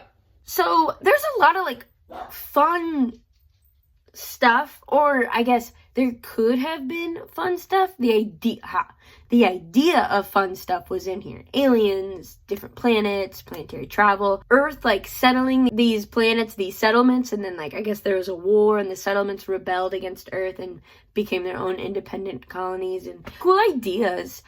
I thought the execution was lacking quite a lot, in my opinion. I don't know how to explain this. There might be, I don't know if there's a word, I don't know if I was a better wordsmith, if I had a higher vocabulary, I could express this better, but one of the things that was most irksome to me is that there are these like high stakes, like we're talking the destruction of humanity, the dying out of this entire alien race. It kind of introduces that pretty early on. You're like, wow, there's these other races, there's these other aliens out here. There's this strife between Earth and these settlements, and you're learning all about this early on. But Maya, the main character we're following, she's a college student, and she has like an essay that's due soon, and I'm supposed to care. I don't. I'm like, girl, the humanity's dying. But like, it's a pretty big issue for her. Like, she's stressed out. And like, obviously, like as the reader, like you get the feeling that you're supposed to be stressed out. And I'm like, I cannot be. And maybe that's because I'm too far removed from like homework and college. I buried that part of myself, and I'm like, I do not see. I don't remember what that was like because I refuse to. Maybe college students found that more compelling than I did. But I did not at all. I was just like, oh, so this character's motivations are a little out of whack, in my opinion. I'm like, I wouldn't care about my essay if humanity was on the brink of dying out. I don't know. Call me crazy. So I complained about this in All the Colors of the Dark, and I thought maybe I'd explain it a little more here. What I mean when I say characters' motivations don't make sense, which they did not in this book. What I mean by that is that it is clear to me that characters are doing things because the plot needed them to do things. Like, the character didn't do something because that's, it's in that character's nature, or it makes sense considering her backstory, whatever. No, she did this thing because the plot required her to do that thing so we could move on to the next thing and the next thing could happen. That's what I mean by characters' motivations not making sense. I can see the author pulling strings. Like, okay, I need this character to be in this place at this time. And obviously obviously, an author needs to make that happen. An author needs to have characters in certain places at certain times.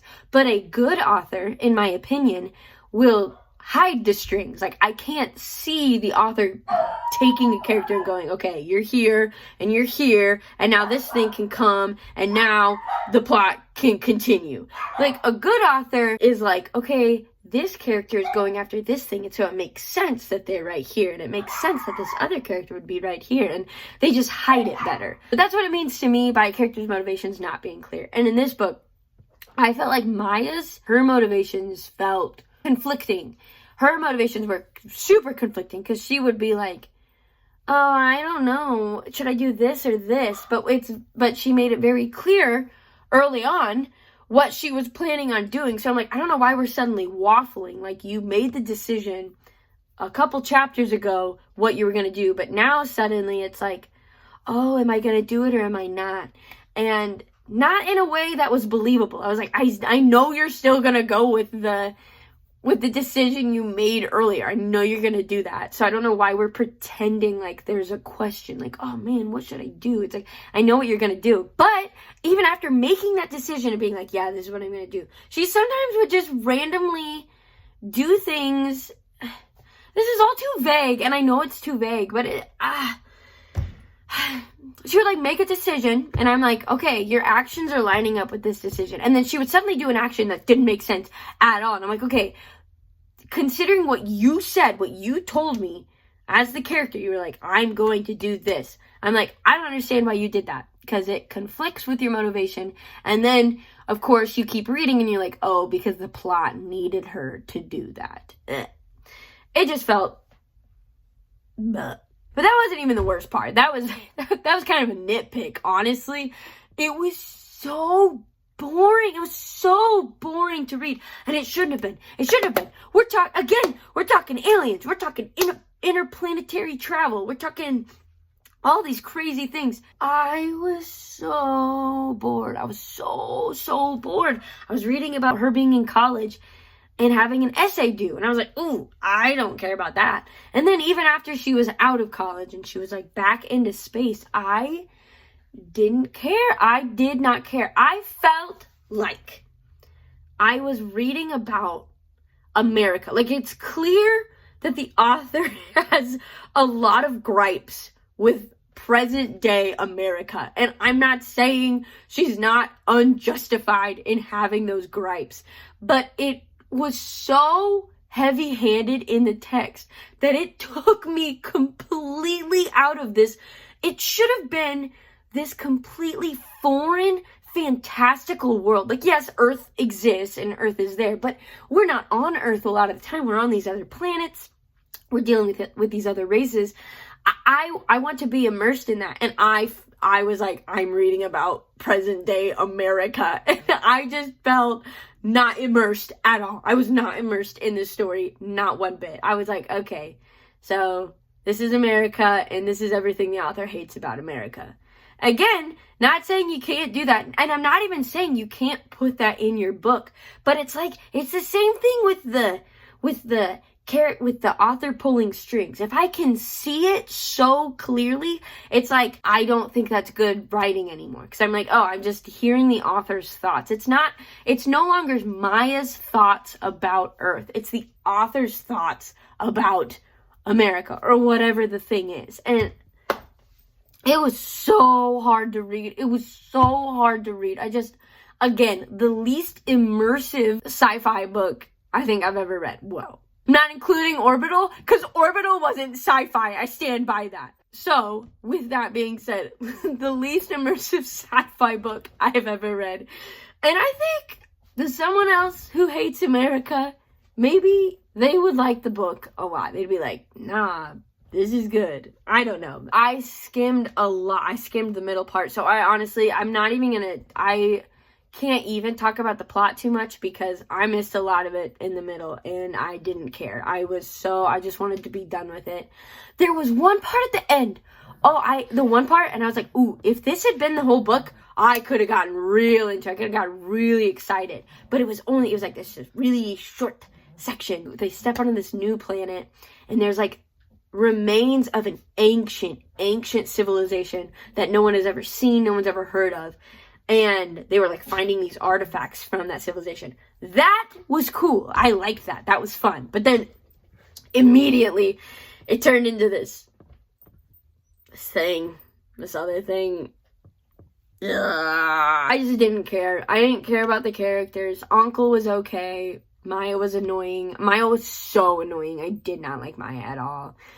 The other characters were fine, I guess. My favorite one was Liam. He was probably in it the least. I liked Liam. That was huge disappointment. And I think I also, it was my fault. I put high expectations on it because the name was cool. It was like the Stardust Grail. And the cover, I judged a book by its cover. That's what I did. And the cover was cool, and I was like, oh, I'm getting straight up sci-fi. And I did get straight up sci-fi, but I did not get, like, the story I wanted. Like, if I had an idea of how to feel about all these books, Stardust Grail, I would have pitted against Orbital. Now, hear me, Stardust Grail would have won, because at least it's a story. Even if I didn't like it, at least it was a story. Things were happening. So it would win against Orbital, but those are my two least favorite. With that being said, Extinction was the next one. I did not like Extinction either. Extinction was my third least favorite. Wait, no. Ministry of Time. Ministry of Time was my third least favorite. But Extinction was fourth. Extinction. Oh my gosh, the bar is so low in sci-fi. Extinction, to me, not sci-fi. I do not consider Extinction sci-fi. Once again, a recurring trend in this Goodreads list, sci-fi list. But I'm willing to waffle on this one a little bit. I don't consider it sci-fi. However, and I mean this genuinely, is Jurassic Park considered sci-fi? Because I've never considered it sci-fi. To me, sci-fi is we're on a different planet where there's like some scientific technology that's used, kind of like Family Experiment, the virtual reality. That felt a little sci-fi to me. Jurassic Park, obviously, there's science. There's like some pseudoscience in it, but it's not even that pseudo, to be honest. But you know, it's like science that we have not come to yet in it. And for that reason, I'm like, maybe it could be considered sci-fi. But I mean this genuinely. Is Jurassic Park considered sci-fi? Because I don't consider it sci-fi. But if it is, Extinction is sci-fi. If it's not, though, I'm right, and Extinction is not sci-fi. So, Extinction, let me tell you what it's about. We're following this detective, Cash. She is assigned to this missing persons case in a national park resort type thing called Erebus. This billionaire's son and the billionaire's son's wife, they die. They are killed on the trail. Now, that's not a spoiler because you find that out in like chapter 2. Like, they die right away. But the agents are treating it like a missing persons case for a while. So, like, everyone thinks they've gone missing and it's a kidnapping, but they've been killed. We're following Agent Cash as she's called in to head this investigation at Erebus, this resort, this fancy resort where this took place. The reason this resort is so expensive and so fancy is that they have, just like Jurassic Park, resurrected extinct animals, extinct species in this park, but only it's like not very many. It's like mammoths, and there's only 3 of them, so it's not like there's a ton of them walking around. It's like very few. There's 3 mammoths. There's like 1 giant sloth. There's 2.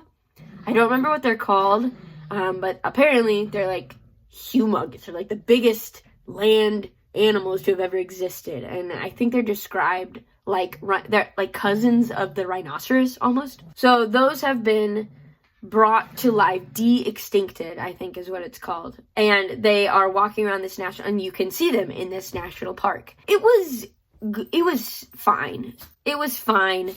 I didn't skim it. Oh, I did not skim it the way I skimmed Stardust Grail. And I'll tell you what. I will tell you what. Orbital, I DNF'd, basically. I told you I read the first sentence of every paragraph. By that time, I already read what it was pitted against, which was The Mercy of Gods. If I had read Extinction first, I probably would have DNF'd the Stardust Grail. Like, that's how much I disliked reading that book. I was not having a good time with that book. I did not like that book at all. But because I hadn't read the next book yet, I was like, well, what if? And I was like, there's no way it's gonna be worse than the Stardust Grail, but like, what if 1 in a million, it's so bad? I need to finish this so I can accurately compare them. And for that reason, I am kind of glad I finished the Stardust Grail, because Extinction was not fun. It wasn't as bad. It wasn't as bad, and I never skimmed it, but it was just not.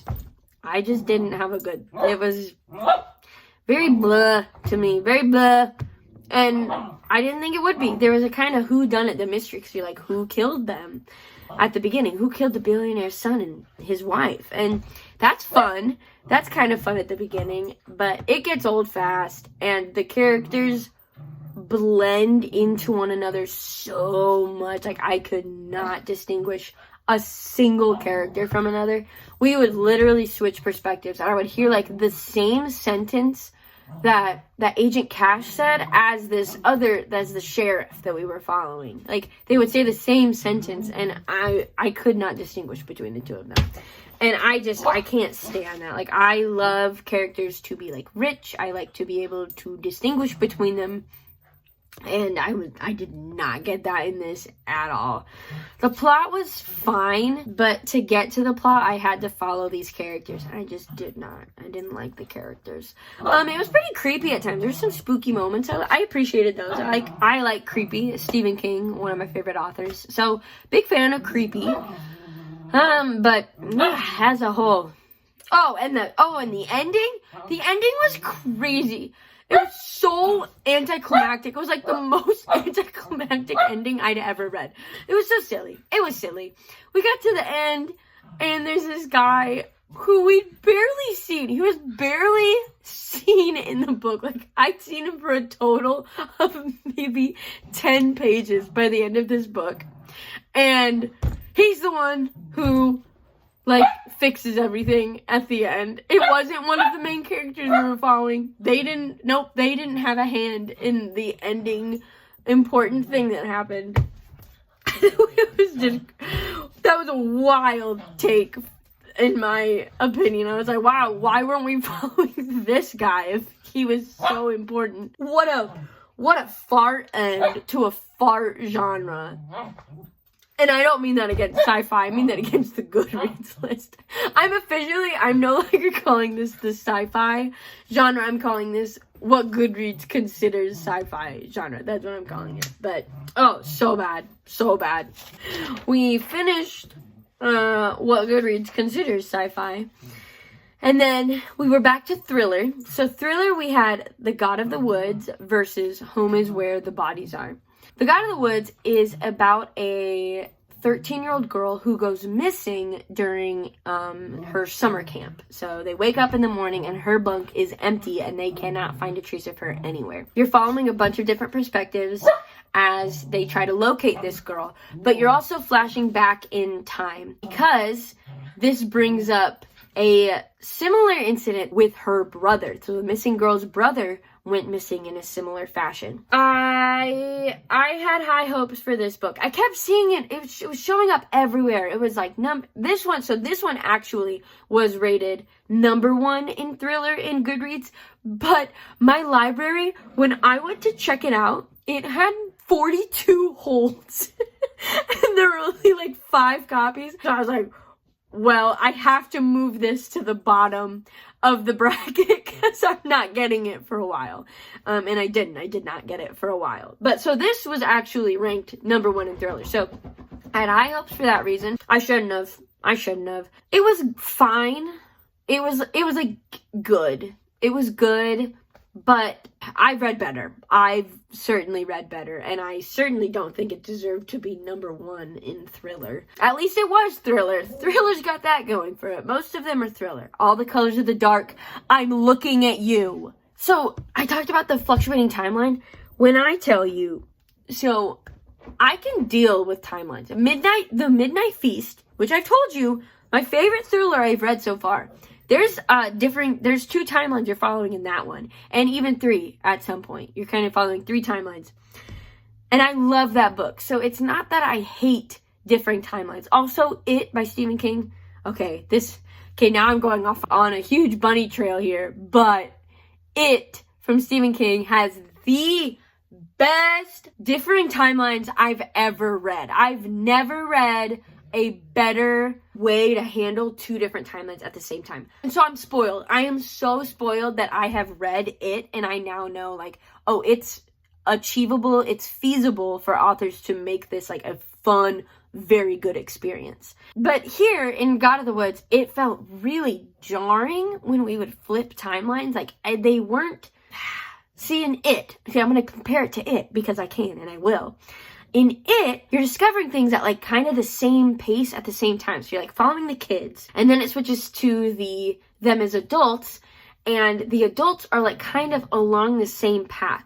You're finding out things at the same time in both timelines, and it's just paced so well. The pacing is so good.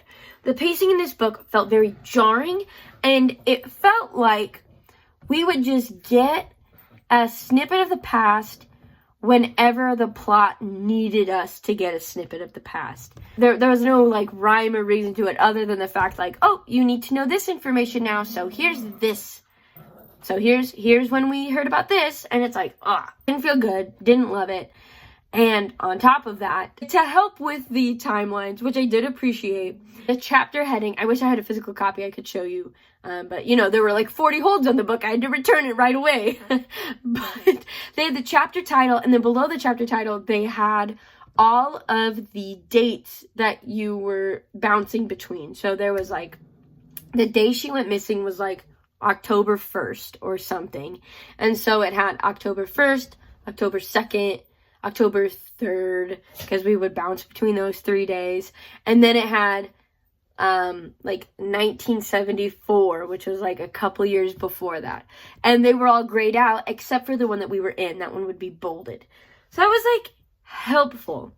But I'm not lying. It was kind of like a jump scare. I turned the page one time, and the chapter heading, it had the chapter, and it had October 1st, October 2nd, October 3rd, 1974. And then it had 3 more dates. It was like 1972, the summer of 1971. And it was like a jump scare. I was like, what are these? Why are we introducing these? It was not fun bouncing between all of those years. It was not fun at all.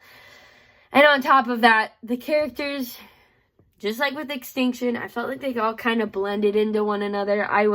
There was one point, and listen, I am always willing to attribute user error to anything that happens, so I'm willing to say it could be a me problem. But I was halfway through an entire chapter, and I realized I thought we were in a different person's voice this whole time. So it was, I think, Laura, don't quote me on these names, Laura and Judita. And I was reading Judita, I thought I was in Laura's perspective up until halfway through the chapter. The mystery was fun though. I'm making it sound worse than it was. It was fine. The mystery was fun to read about, but the execution was just, I didn't love it. Home is Where the Bodies Are follows 3 adult siblings right after their mom has died. So their dad left 6 years before, just without a trace, without a word. He left a note on the table and he was like, sorry. And then he bounced. And they had a good home life. They had a good upbringing. So it was really weird the way he left. But the book opens with the mom dying. And so then the 3 siblings are coming back together for the first time in a while. They grew up in this small podunk town. But, what's her name? Bianca? Guys, I just read this. This is crazy. It's like Bianca or something. Brianna. I'm gonna go with Brianna. Please tell me I'm right. I have to be right one of these times. Brianna is the sister who stayed at home and lived with her mom and took care of her when she got sick. Nicole is the sister who became a drug addict. And so she's still in town, but she's not in town, if you know what I mean. And then the brother, Nick, I think it's Nick, he is the only one of them. He successfully, like, got out of the town. He's, like, rich now, living in New York, I think. But the death of their mom brings them all back together. They're going through their mom's old things, like deciding what to trash, what to keep, and then they start watching this video cassette just of a day when they were teenagers. And it's, you know, it brings up a lot of memories for them.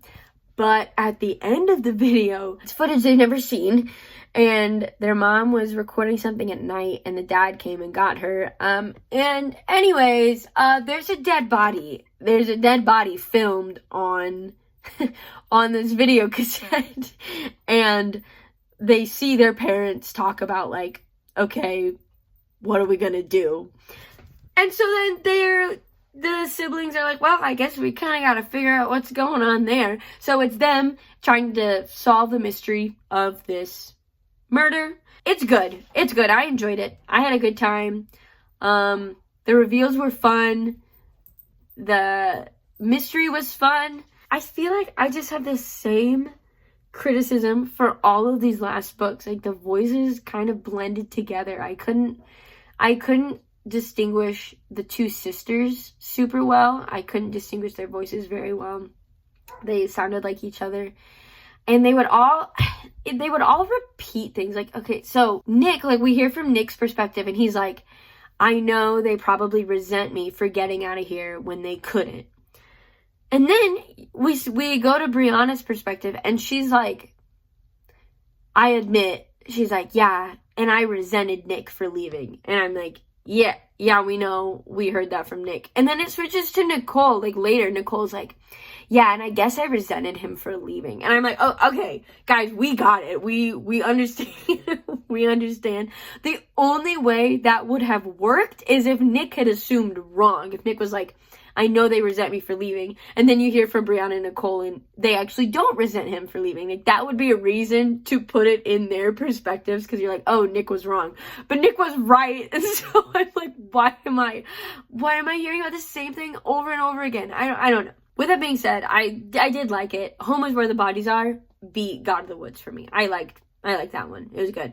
Next, we were back in classics. We had Fahrenheit 451 versus Frankenstein. So Fahrenheit 451 takes place in a dystopian world, much like 1984. Unlike 1984, it's not concerned with the specifics of this world or like the details, like the working mechanisms of it. In 1984, you learn about the rules and you learn about how they keep these rules in place, how everything works. You learn the specifics of this government and why, like how it came to power and like how it stabilizes itself. Fahrenheit 451 is not interested in the specifics of this dystopian world. It's more concerned about how it affects, like, the people. And as a story, like I said, like, 1984 is a story I didn't love, but the ideas were fun.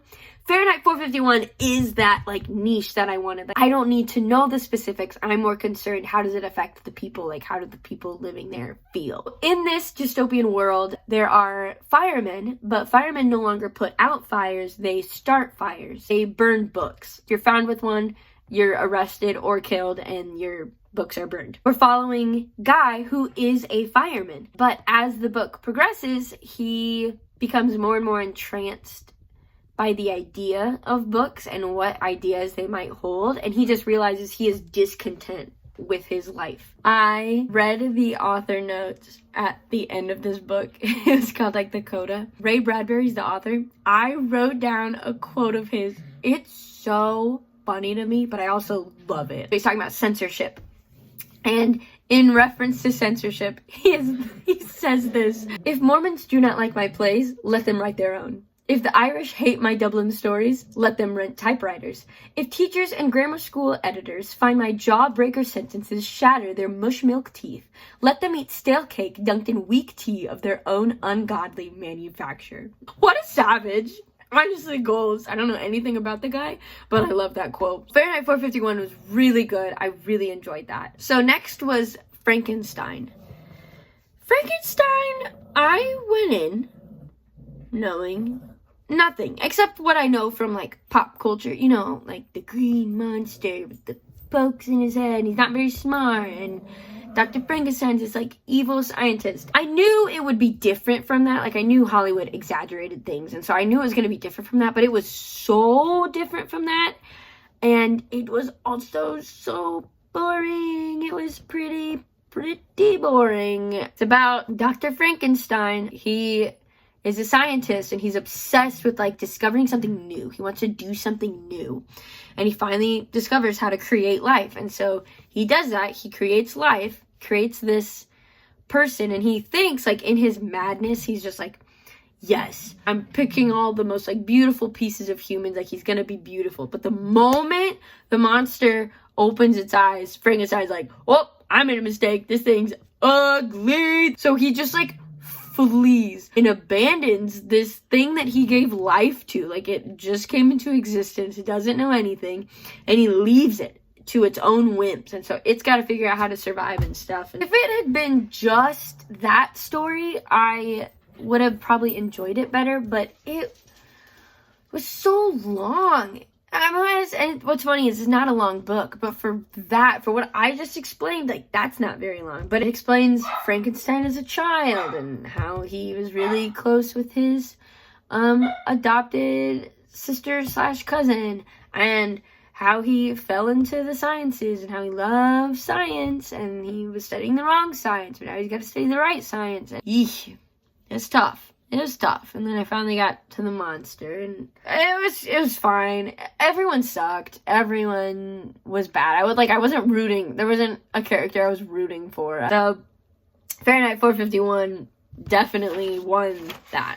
Our final two books to round out, to finish off our Book Madness era, we had It Came From the Woods versus Isle of Ever. It Came From the Woods was a kind of horror. It was a little bit of horror, which I wasn't expecting for middle grade. And I'm a horror fan. It's about this girl named Jenna. She's on a camping trip with her best friend Reese, and this monster comes and kidnaps Reese, like takes her from the tent and drags her away. And so the book is about Jenna trying to find Reese, because no one believes her. They're like, everyone believes that Reese ran away because her parents are divorced and she'd run away before. So Jenna's like on her own trying to figure out, you know, what was this thing that took Reese, and can I find him again? She was on a Girl Scout like troop when Reese was taken, and so she joins a different one in order to find Reese. And so it's clearly like alluding to Bigfoot. Like they never call it Bigfoot. It was good. It was fine. I had a good time reading it. I'm trying to think, if I had a kid, would I let them read this book? Like, because some of the depictions were pretty gruesome. Like, I know middle grade is a little bit older, so not like kid, but I mean, I was reading middle grade books in like 4th, 5th grade, and I assume that's pretty common. I assume like when I see middle grade, I'm expecting a 3rd grader could possibly pick this up. And maybe that's on me. Maybe I shouldn't assume that. But there was like this dead coyote, and the description of it was like pretty brutal. It was like its pale tongue was hanging out, and its eye was like half fallen out and glossy. And I was like, dang, okay. And you know, I don't mind that, but I just wasn't expecting that in middle grade. And that's not my reason for like not loving it. I don't know. It felt unresolved at the end. I felt like there were a lot of things that the author wanted to do and then never got around to doing. I thought we were going to learn about the origin of the monster because it was hinted at so often, and no, we never did that. Sorry, my dogs were being so incredibly obnoxious during the clip I was trying to talk about Isle of Ever that, so we're doing this post. Isle of Ever, quintessential fantasy, just like Impossible Creatures. In it, there's this girl named Benny. She's 12 years old, and she finds out that she has inherited a multi-million fortune. But in order to inherit it, and the mansion that comes along with that fortune, she has to solve this puzzle before July 12th. And so she's given like 2 weeks to solve this puzzle. So off the bat, fun idea, fun premise, very cool. And then you find out the puzzle that her great-great-great-great-grandmother wanted her to solve was to find this island that she, and her name was Evelyn, that Evelyn had found when she was 12 years old. But the island has disappeared since then. It's not on any maps. Like, you cannot find it. But Evelyn has charged Benny with finding this island. It's just such a cozy, like, fun book. Like, you get to see her. She makes friends with the locals at this island she's now living on while she's trying to solve this puzzle. The characters are so fun. They're quirky. I went away from this book and I was like, I want a plate of warm chocolate chip cookies while it's storming outside. There's rain batting my window down, and I'm in the private library of my mansion that I may or may not inherit in a couple of days. Like, the vibes were there. Isle of Ever definitely beat It Came From the Woods. I really enjoyed Isle of Ever. Okay, and so with It Came From the Woods and Isle of Ever, the reading portion of my Book Madness bracket was over. And so now all that's left to do is to just pit the books that I read against each other now. We'll start with sci-fi. Never thought I'd hated saying that so much. We have Red Rising against Family Experiment. And Red Rising is going to win this one. Family Experiment was so fun, but Red Rising was amazing. Family Experiment was good, don't get me wrong. And also, not Family Experiment's fault. Red Rising is more my speed. Red Rising is, there's action. Back to thriller, we have First Lie Wins versus The Midnight Feast. You all know which one's gonna win this one. Let's say it together. First Lie Wins. Just kidding, you're right. It was The Midnight Feast, of course. I don't need to say more. I freaking love that book. Then we go down to classic, To Kill a Mockingbird versus The Count of Monte Cristo. Now, this one was tough. I rated both of these 5 stars, but I have to go with Count of Monte Cristo. I cannot express to you how much I love that book. Do not make me try to find flaws with To Kill a Mockingbird. We'll be here all night because I don't think I can find one. Once again, it's kind of like Family Experiment and Red Rising. Count of Monte Cristo is just more my speed than To Kill a Mockingbird. That doesn't mean To Kill a Mockingbird did anything wrong, because it did not. It's wonderful. But The Count of Monte Cristo, we've got action, we've got revenge, we've got good stuff, and I love it. Then back in middle grade, we have Impossible Creatures versus Wonder. I loved Impossible Creatures. I did, but Wonder was so good. Sorry, Impossible Creatures, wish you could have made it farther, but Wonder has to take this one. Then we go back to sci-fi. We've got The Mercy of Gods versus Extinction. Not even The Mercy of Gods, for certain. Wish we could have done something else here, but this is what we got. Then in thriller, we had We Solve Murders versus Home is Where the Bodies Are. This one, I have to go with We Solve Murders. It's just so funny, and it was just such an enjoyable read. I loved We Solve Murders. Back in classics, we had Jane Eyre versus Fahrenheit 451. This one was tough because I love Jane Eyre and I love Fahrenheit 451. But I think I have to go with Fahrenheit 451. It was so good. And there were like so many quotes from Fahrenheit 451 that I was like, ooh, I need to remember that one. That one's such a good one. Like I said before, Jane Eyre was a little boring at times. Like, it took me a long time to read Jane Eyre because I like put it down and I was like, I don't really want to pick it back up because it was like during a boring part. Fahrenheit 451, I think I read it in one sitting. Next, in middle grade, we had The Last Dragon on Mars versus Isle of Ever. Isle of Ever definitely wins this one. Last Dragon on Mars was good, but Isle of Ever was so... There were riddles. I love, like, mysteries. I love the little riddles. I love that problem solving. It was my jam. We're at the final 8. We have 2 from each category left at this point. So sci-fi, we've got Red Rising versus The Mercy of Gods. Gotta go Red Rising. Mercy of Gods was good. Like, I enjoyed it. I'll probably read the second book when it comes out, but Red Rising, I stopped this to read the next 2 books in the series. And I know there are more books. There's 6 books total, I believe, in the Red Rising series. My sister is the one who recommended Red Rising to me. And she said the first 3 books are great. I wouldn't read the next 3 books. Because she started them and she said she didn't like them very much. So I just read the first 3. I liked them enough that I have a lot of books on my to read list right now, but once I get through those, like, I might consider trying the 4th book in Red Rising, just because my sister and I don't agree on everything. Fourth Wing being a very good example of that. So maybe I'll like them better than she did, but that's my reasoning for only reading first three. So then in thriller, we had The Midnight Feast versus We Solve Murders. We Solve Murders, I love you. You're so funny. Love you so much. I'm so sorry, baby. You weren't going to beat The Midnight Feast. You weren't going to do that. In classics, we have The Count of Monte Cristo versus Fahrenheit 451. Once again, well, actually, I like To Kill a Mockingbird better than Fahrenheit 451. So it stinks the way this was set up. We knocked out To Kill a Mockingbird so quickly. The Count of Monte Cristo for sure beats Fahrenheit 451.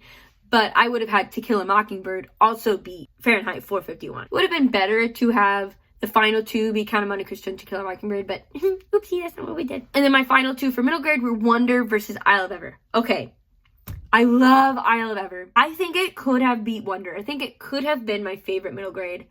Absolutely. Like, I'm telling you, the vibes were there.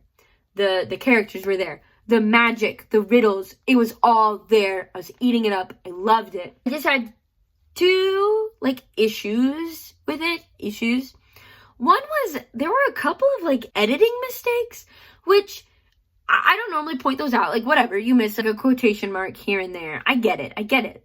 But Isle of Ever is short enough that there were, three kind of big ones that I picked up on. And I'm like, it's short enough. I can't believe we didn't pick these up. One of them was a character was introduced, and before we knew his name was used to refer to him in the text. It was a man walked through the door, blah, blah, Thomas said. And I was like, Thomas? I didn't know this guy was Thomas. And so that's just one of the examples. Which, that's not enough to make me, lower the rating, don't get me wrong. But I did feel I was this is a pretty short book. This should have been caught, but whatever. There's, a betrayal at the end. And the reasoning for it makes sense. So I was on board. I wasn't against the betrayal. I didn't have anything against that. But the character, once they betrayed, turned, cartoonishly evil for, no reason. And I was like, this feels silly. And they had not been that way at all. And the reasoning for their betrayal, made sense. It wasn't a villainous kind of thing. It was I need to do this because so-and-so. They had a legitimate motivation. It was jarring. It was jarring, to say the least. Did not fit the vibe of this character at all. So with that being said, Wonder does beat Isle of Ever, but Isle of Ever was a contender. Isle of Ever was a contender for sure. Now we're in the final four.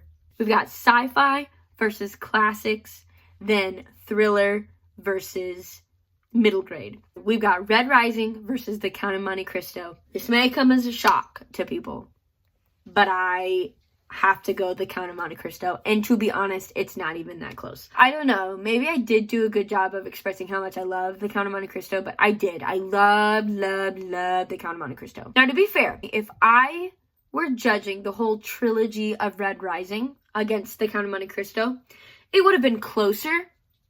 The results would have been the same, but I would have had a harder time picking. But for the sake of this bracket, I was trying to keep it specific to the first book of Red Rising, not Morning Star or Golden Sun. Because, I didn't feel because Mercy of Gods, that's the first of a series, but I'm only reading the first book of that series. And the first book of Red Rising of the three, in my opinion, was the worst. Did that mean it was bad? No. I'm not saying the first one was bad at all, but I am saying the first Red Rising book was my least favorite of the three. Golden Sun, Morning Star were phenomenal. I loved those books. With that being said, Count of Monte Cristo won. Then it was The Midnight Feast versus Wonder. Wonder, you were great. Shouldn't come as a shock to anyone. I did pick The Midnight Feast over Wonder. Wonder, nothing against you. Loved you. So good. And now, we're at the final two, baby. We've got The Count of Monte Cristo versus The Midnight Feast. Who will win? Well, I know, but you don't know. Well, you're about to. I had to go The Count of Monte Cristo. I had to. So here's my thinking. Let me talk it out first. So I think I gushed more about The Midnight Feast than I did about The Count of Monte Cristo. And maybe I didn't. Maybe I'm wrong. But The Midnight Feast is a thriller. And so it's a page turner. And so it's a fun book to read. I am dying to get to the next chapter. And I'm like, what happens next? What happens next? And just the conclusion and the twists, they're so fun. And it's a good time. I had a really good time reading The Midnight Feast. And so I don't know if this will make sense, But like the act of reading, I think I had a better time with the Midnight Feast than I did with the Count of Monte Cristo. Hear me out. The Count of Monte Cristo is 1,200 pages. I did not have that sense of like, yes, I have to get to the next chapter every single chapter like I did in the Midnight Feast. The Midnight Feast, I don't know how many pages it is, but it's definitely not 1,200. It's probably like 500 or something. So literally under half of the Count of Monte Cristo. It can afford to have really snappy chapters that like, and I'm engaged the whole time. The Count of Monte Cristo, we are telling an epic story. We're following this long journey. You just can't be that high tension the whole time. You just can't, like, it's not feasible to do that for 1,200 pages. And I wouldn't want that for 1,200 pages. I'd be exhausted by the end of it. So, like, yes, I had, like, more fun reading The Midnight Feast because it's, like, that high tension and you're just, like, screaming as you're reading. But The Count of Monte Cristo, while I'm not, like, screaming in The Count of Monte Cristo, I like the story that was told better than I did in The Midnight Feast. And again, don't make me diss The Midnight Feast because I won't do it. I love The Midnight Feast. I just like The Count of Monte Cristo better. I just did. So that is officially my Book Madness bracket from 2025. Will I do another one? I don't know. I really miss. So when me and my roommate decided the genres for this, we specifically didn't pick our two favorite genres. So mine is fantasy and hers is romance.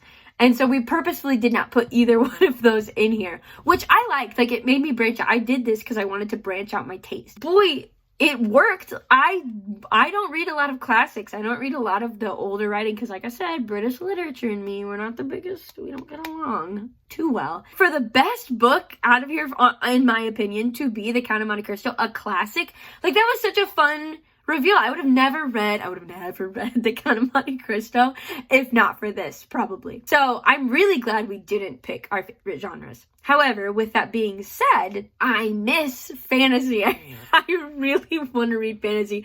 And I was getting morsels of it in middle grade, which is probably why I was so excited about Isle of Ever, because by then I'm like, give me my fantasy. I'm like a dehydrated, starving man. Like, please give me some fantasy. I miss fantasy, so I'm excited to get back into that. Like, I'm very excited. On my to-read list, I'm for sure picking whatever fantasy book I see on there first. So I'm definitely not gonna do one right away. And if I do another one, there's no guarantee I'm gonna make another video about it, but I might do another Book Madness bracket. Like, the results were fun. Yes, I had a bad time with some of these books. I absolutely did.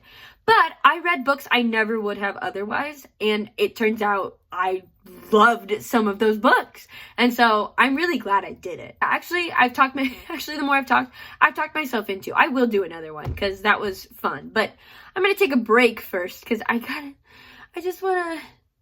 there's nothing wrong with reading books I know I like, and I want to live in that sphere for a while, reading books I know that I like. So that's my Book Madness bracket. Let me know your thoughts, or don't. You don't have to do that, but if you want to, I don't know if you've noticed, I have very strong opinions on things. Not very often will you find I have a lukewarm opinion on something. I either love it or I hate it. And so I appreciate that in others. So, like, if there's one you super disagree with me on, tell me about it. I'm not going to agree with you. I might fight about it with you in the comments, but, like, in good fun. Like, I understand. I made a joke, like, reading is subjective. Reading really is subjective. Rings of Power. I hate that show. I think it's atrocious.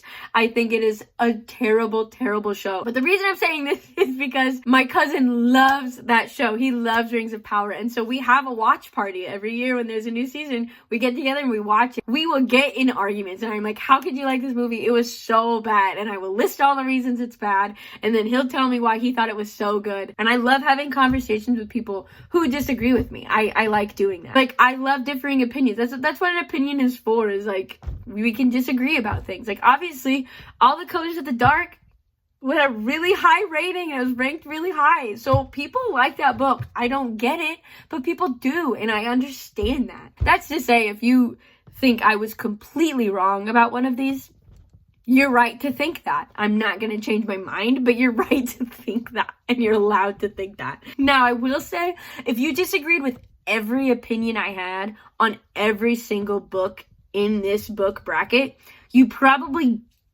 actually, you might, I was going to say you don't want to follow me because you're not going to like the books I recommend, but maybe actually you do want to follow me because the books I hate are the ones that you're going to like.